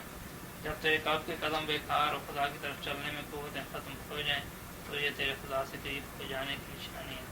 بس اس وقت اپنے آپ کو اس کے حوالہ کر اور آستانہ پر پڑھ رہے. خواہ وہ تجھ کو عابد بنا کر جنگل میں تیرے لیے خلوت خانہ تعمیر فرمائے، یا زاہد و مجرد بنا کر تجھ کو ویرانہ میں بٹھائے، یا تجھ کو نائب رسول بنا کر آبادی کی طرف واپس لائے، اور دنیا و آخرت و جنات انسان اور ملائکہ اور روح کو تیری خدمت میں کھڑا کر دے. یہاں تک ہے نا.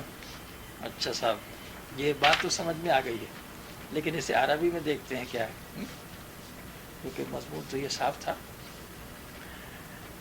اذا صح القلب وعرف الحق عز وجل انکر غیرہ.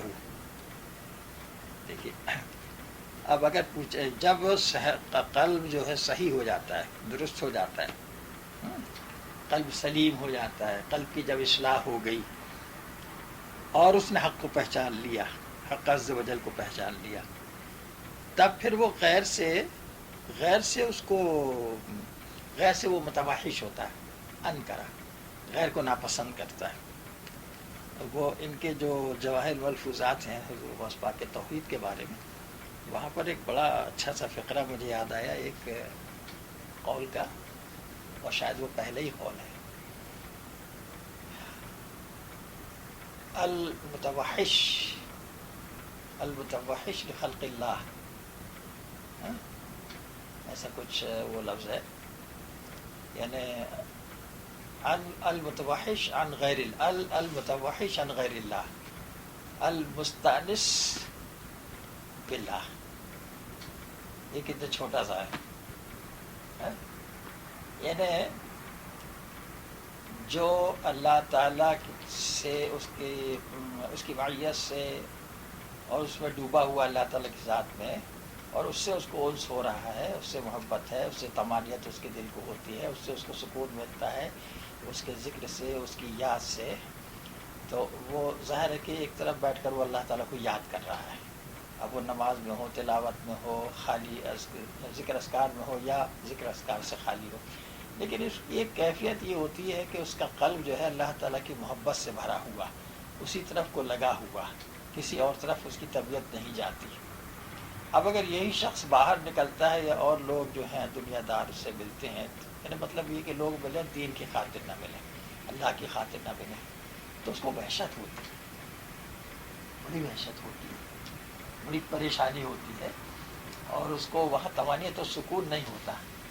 تو یہ علامت اس بات کی ہے کہ غیر اللہ سے جب اس کو وحشت ہوتی ہے تو یہ اس بات کی علامت ہے کہ اس کو اللہ تبارک و تعالیٰ سے انس حاصل ہے، یعنی اسے انس باللہ حاصل ہے، تعلق با اللہ اس کو حاصل ہے، اور تعلق مال خلق نہیں ہے، ان کے حقوق بے شک ادا کر رہا ہے. اس سلسلے میں ایک بات مجھے یاد آئی کہ شروع میں جب حضرت محمد قطب الدین خان صاحب رحمۃ اللہ علیہ لڑکے تھے اور حضرت مرزا صاحب رحمۃ اللہ علیہ کی خدمت میں دہلی گئے، جو قطب ارشاد تھے اس زمانے میں 1930s کی بات ہے، تو اکثر اوقات ان کے ساتھ کہیں جانے کا اتفاق ہو تو اول تو وہ جانا پسند نہیں کرتے تھے.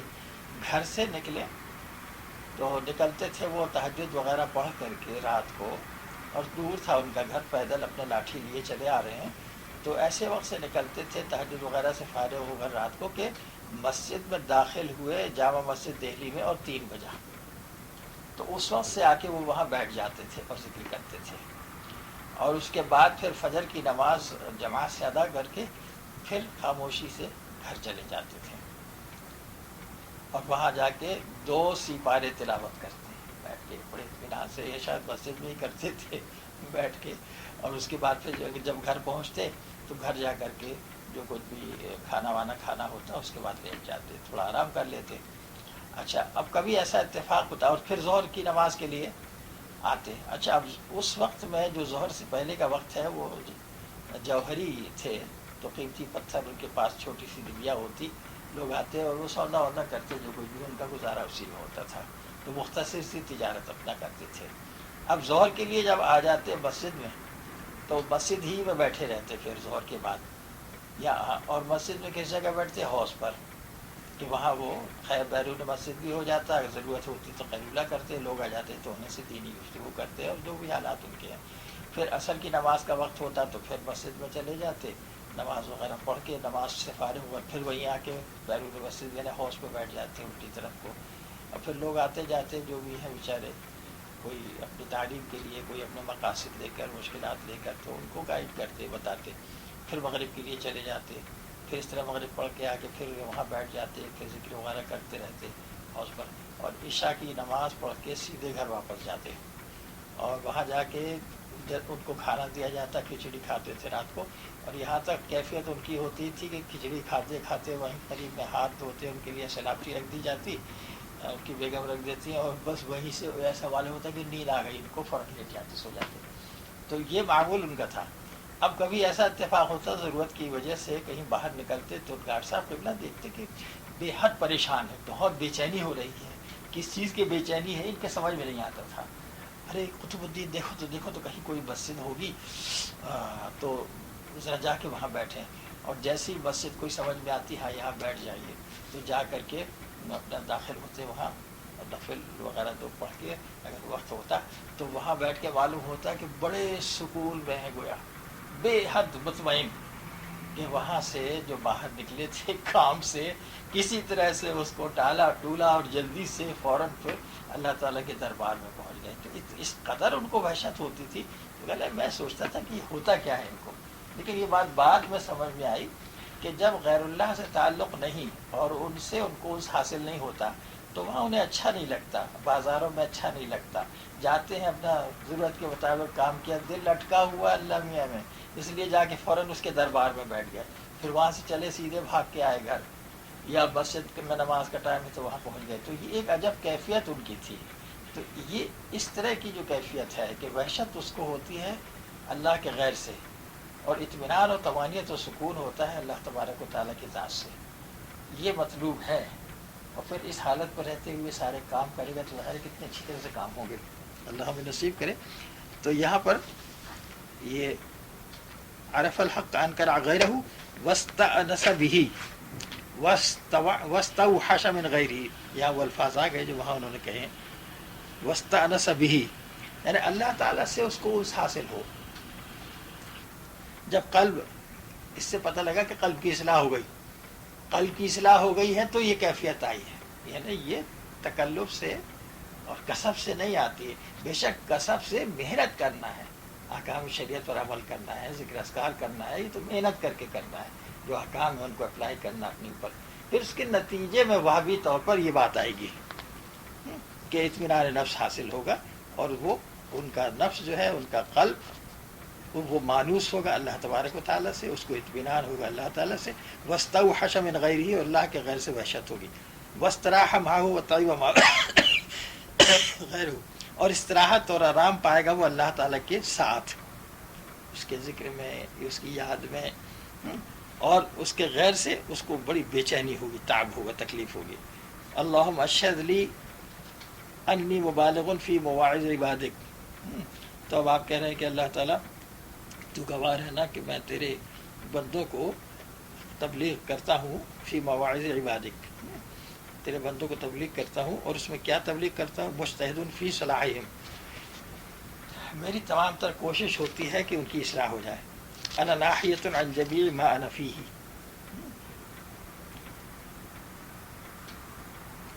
انا ناحیۃ عن جمیع ما انا فیہ. اس کے کیا معنی ہوئے؟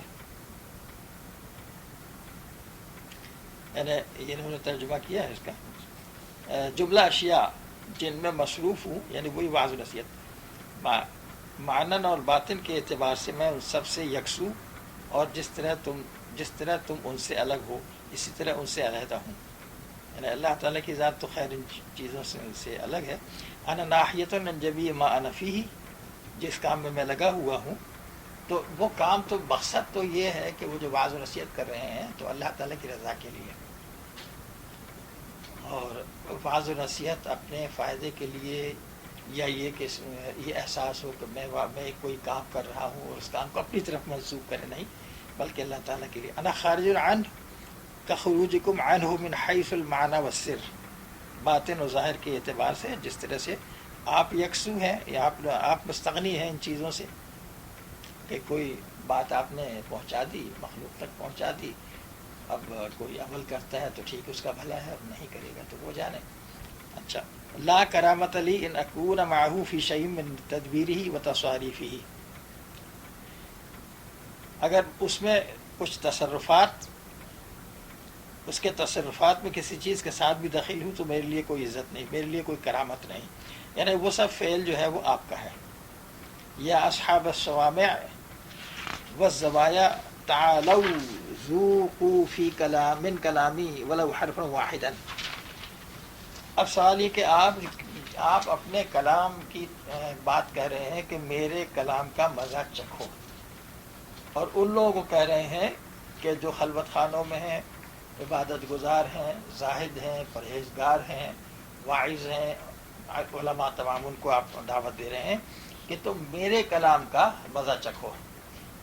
اس لیے کہ وہ سب کچھ کرتے ہوئے بھی ان کا دل جو ہے وہ مخلوق کے تعلق سے خالی نہیں ہے، کیونکہ تعلق میں اللہ حاصل نہیں ہے. اس کو کہتے ہیں نا کہ تسویۃ القلب عن ما سوی اللہ، وہ چیز حاصل نہیں ہے. تو قلب کی صفائی کے لیے یہ ضروری ہے کہ ایسے شخص کے پاس جائے کہ جس کو یہ بات اللہ تعالیٰ کی طرف سے عطا کی گئی ہے، تاکہ اس کی صحبت سے اسے فائدہ حاصل ہو. تو وہی بات یہاں کہہ رہے ہیں، اذا اعرضت عن خاطر النفس وخاطر الهوى وخاطر الشیطان وخاطر الدنیا جاءك خاطر الاخرہ. نہیں، یہ دوسرا حصہ شروع. یا اصحاب الصوامع والزوایا تعالوا، یہ تو میں نے صفحہ 462 کا 2 لائن پڑھ دی، اور یہ ہے صفحہ 463 کا آخر. یا اصحاب الصوامع والزوایا تعالوا، تو اے عبادت خانوں میں اور زاویوں میں گوشوں میں بیٹھنے والوں، تعالوا، آپ کو بلا رہے ہیں، میرے پاس آؤ. ذوقوا من کلامی، میرے کلام کا مزہ چکھو. ولو حرفا واحدا، اگرچہ ایک حرف واحد کیوں نہ ہو. اصبحونی یوما او اسبوعا لعلکم تتعلمون شیئا ینفعکم، تم میرے ساتھ رہو، گزارو ایک ہی دن یا ایک ہفتہ، تاکہ میں تمہیں سکھا دوں ایسی چیز کہ جو تمہیں نفع دے. یعنی وہی توحید، اور کس طرح سے اپنے قلب کو صاف کرنا ہے، اور کس طرح سے خالص عبودیت ہم سے سرزد ہو. وَيَحْكُمُ الْأَكْثَرُ مِنْكُمْ هَوَسٌ فِي هَوَسٍ، وَيَحْكُمُ الْأَكْثَرُ مِنْكُمْ هَوَسٌ فِي هَوَسٍ. اچھا، اب سوال یہ کہ افسوس تم پر یہ ہے، کہتے ہیں کہ تم خواہشات نفس میں مبتلا ہو، اسی کے پیش نظر تمام کام کرتے ہو، ہے نا. تعبدون الخلق من فی صوامعکم، مطلب یہ کہ جب تم لوگوں سے امیدیں وابستہ رکھتے ہو اور ان کا آنا تمہیں پسند ہے، اور ان کے ساتھ خلط ملط، تو گویا تم ان مخلوق کو اپنے مخلوق کی عبادت کرتے ہو، اور تم ہوس اور خواہشات میں پھنسے ہوئے ہو. حاضر امر لا یجیء بمجرد القعود فی الخلوات مع الجہل، تو اس جہل کے ساتھ کہ جس میں تم مبتلا ہو، اس ضلالت گمراہی کے ساتھ. ہاں، اچھا، ایک کیفیت ہوتی ہے ذکر کی، اور ایک کیفیت ہوتی ہے غفلت کی. تو غفلت کی وجہ سے اس طرف کو نگاہ نہیں جاتی ہے آدمی کی کہ ہم جو کچھ کر رہے ہیں اس میں خلل و خرابی کیا ہے، اور وہ سمجھتا ہے کہ ہم اچھا کام کر رہے ہیں. عام طور پہ آپ یہی دیکھیں گے، دینی کام کرنے والے بھی آپ کو ملیں گے، اور آپ کو بھی گھسیٹیں گے کہ آئیے ہمارے ساتھ چلیے، اور وہاں بہت مزہ آتا ہے اور بہت کام ہوتا ہے. تو کیا ہے کہ وہ غفلت کے ساتھ ایک کام کو انجام دے رہے ہیں، گو کہ وہ کام اچھا ہے، اور ان کا مقصد اور مقصود جو ہے وہ اللہ تعالیٰ کی رضا حقیقتاً قلب سے رضا نہیں ہے. ظاہر میں ایسا سمجھ میں آتا ہے، وہ کہتے ہیں کہ ہم اللہ تعالیٰ کی رضا کے لیے کر رہے ہیں، لیکن جب غور سے دیکھیں گے اور ان کے ساتھ تھوڑا وقت گزاریں گے تو پتہ لگے گا کہ نہیں، رضا مطلوب نہیں ہے، آپس میں فخر و تفاخر ہے، اپنی شہرت ہے، یا اور اس طرح کی چیزیں ہیں. تو یہ بڑی باریک چیز ہے جو سمجھ میں نہیں آتی ہے. تو گویا اس طرح سے تم اپنے عبادت خانوں میں بیٹھے ہوئے مخلوق کی پرستش کر رہے ہو. حاضر امر لا یجیء بمجرد القعود فی الخلوات مع الجہل، تو جہل کے ساتھ یہ بات تمہیں حاصل نہیں ہوگی، یعنی تصفیۃ القلب عما سوی اللہ، تعلق مع اللہ، خلوت میں اس طرح بیٹھ کر. بلکہ تم کو چاہیے کہ تم آؤ اور میں تمہیں ایسی باتیں بتا دوں کہ تم ان چیزوں سے باہر ہو جاؤ، ان چیزوں سے خارج ہو جاؤ. وَإِلَكَ امْشِ فِي طَلَبِ الْعِلْمِ وَالْعُلَمَاءِ الْعُدَّالِ حَتَّى لَا يَبْقَى مَشْيٌ.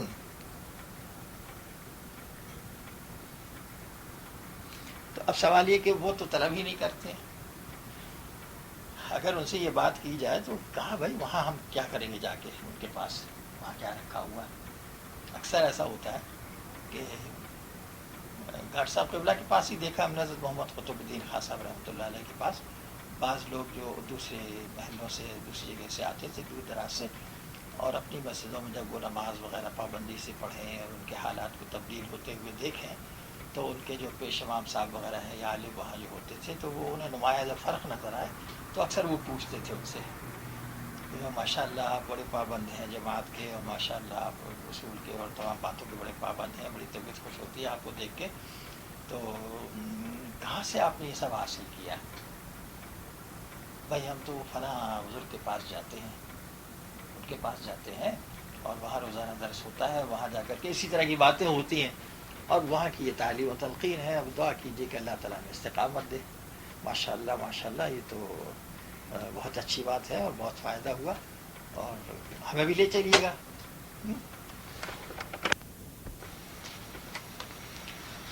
اچھا تو کہیں کہ صاحب ہمیں بھی لے چلیے آپ ان بزرگ کے پاس, ہم بھی چلیں گے. بھائی یہ تو بڑا فائدہ آپ کو ہوا. اور اتفاق سے کہیں وہ یہ پوچھ لیں کہ وہ کچھ پڑھے لکھے ہیں.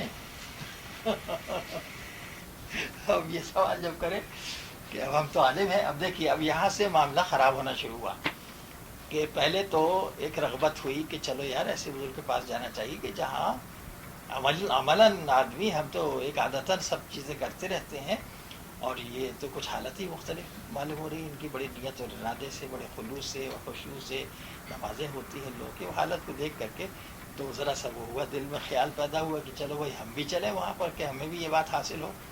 تو اب دیکھیے فوراً شیطان باڑ مارتا ہے. حضرت خواجہ بندہ نواز کے ستراج رحمۃ اللہ علیہ کا ان کے مکتوبات میں فارسی میں کسی نے ٹرانسلیشن کیا تو وہ یہ کہتے ہیں کہ یہ جو اولیاء اللہ کا دربار ہے یہ بڑا دربار ہے, کسی ایرے غیرے نتھو خیرے کی مجال نہیں ہے جو اس میں داخل ہو جائے. شیطان دروازے میں موٹا ڈنڈا لیے بیٹھا, وہیں سے ہانک دیتا ہے. تو اب شیطان دیکھیے کس طرح ہانکتا ہے. اچھا یہ تو بتائیے کہ وہ پڑھے کیا ہے, وہ عالم دین ہے؟ نہیں صاحب وہ عالم دین تو نہیں. تو پھر کیا پڑھے ہوئے ہیں؟ صاحب پڑھے ہوئے تو کچھ نہیں, وہ تو آخر کیا پڑھا انہوں نے؟ کہ صاحب وہ تو میٹرک ویٹرک کیا تھا انہوں نے. اچھا اور کیا کرتے ہیں؟ انہوں نے کہا وہ گارڈ تھے, ریٹائر ہو گئے. گارڈ تھے, ریٹائر ہو گئے ہیں. اچھا ٹھیک ہے, چھوڑ دیا انہوں نے. بعض وقت تو بعض لوگ یہاں تک آ کے چھوڑ دیتے, نہیں آتے. اب بعض وقت ایسا ہوتا ہے کہ کچھ لوگ جو ہیں ان کے ساتھ آ جاتے. آئے میرے سامنے اکثر علماء آئے, وہ آ کے انہوں نے تعارف کرایا کہ صاحب یہ ہماری مسجد کے پیش امام صاحب ہیں اور انہوں نے اس کا اظہار کیا, بڑی ان کی تمنا تھی کہ آپ سے ملاقات کریں اور درس میں شریک ہوں. تو یہ تشریف لائے ہیں تو بڑے ادب سے ان سے ملیں, بڑی اچھی طرح سے ان سے مصافحہ کریں, ان کا ادب ملحوظ رکھیں, کوئی ایسی بات نہیں کہیں ان کے خلاف یا علماء کے خلاف, اس طرح کی کوئی بات نہیں کریں. بیٹھیں اور وہ لوگ سنیں. جب سن لیں سارا اس دن کا درس اور اس کے بعد پھر نکلیں, پھر جائیں گھر جائیں, تو پھر انکوائری کریں. جنہوں نے پہلے انکوائری نہیں کی تھی وہ اب انکوائری کریں گے. تو ماشاءاللہ درس تو بہت اچھا ہوتا ہے, مگر یہ کہاں سے فارغ التحصیل ہے؟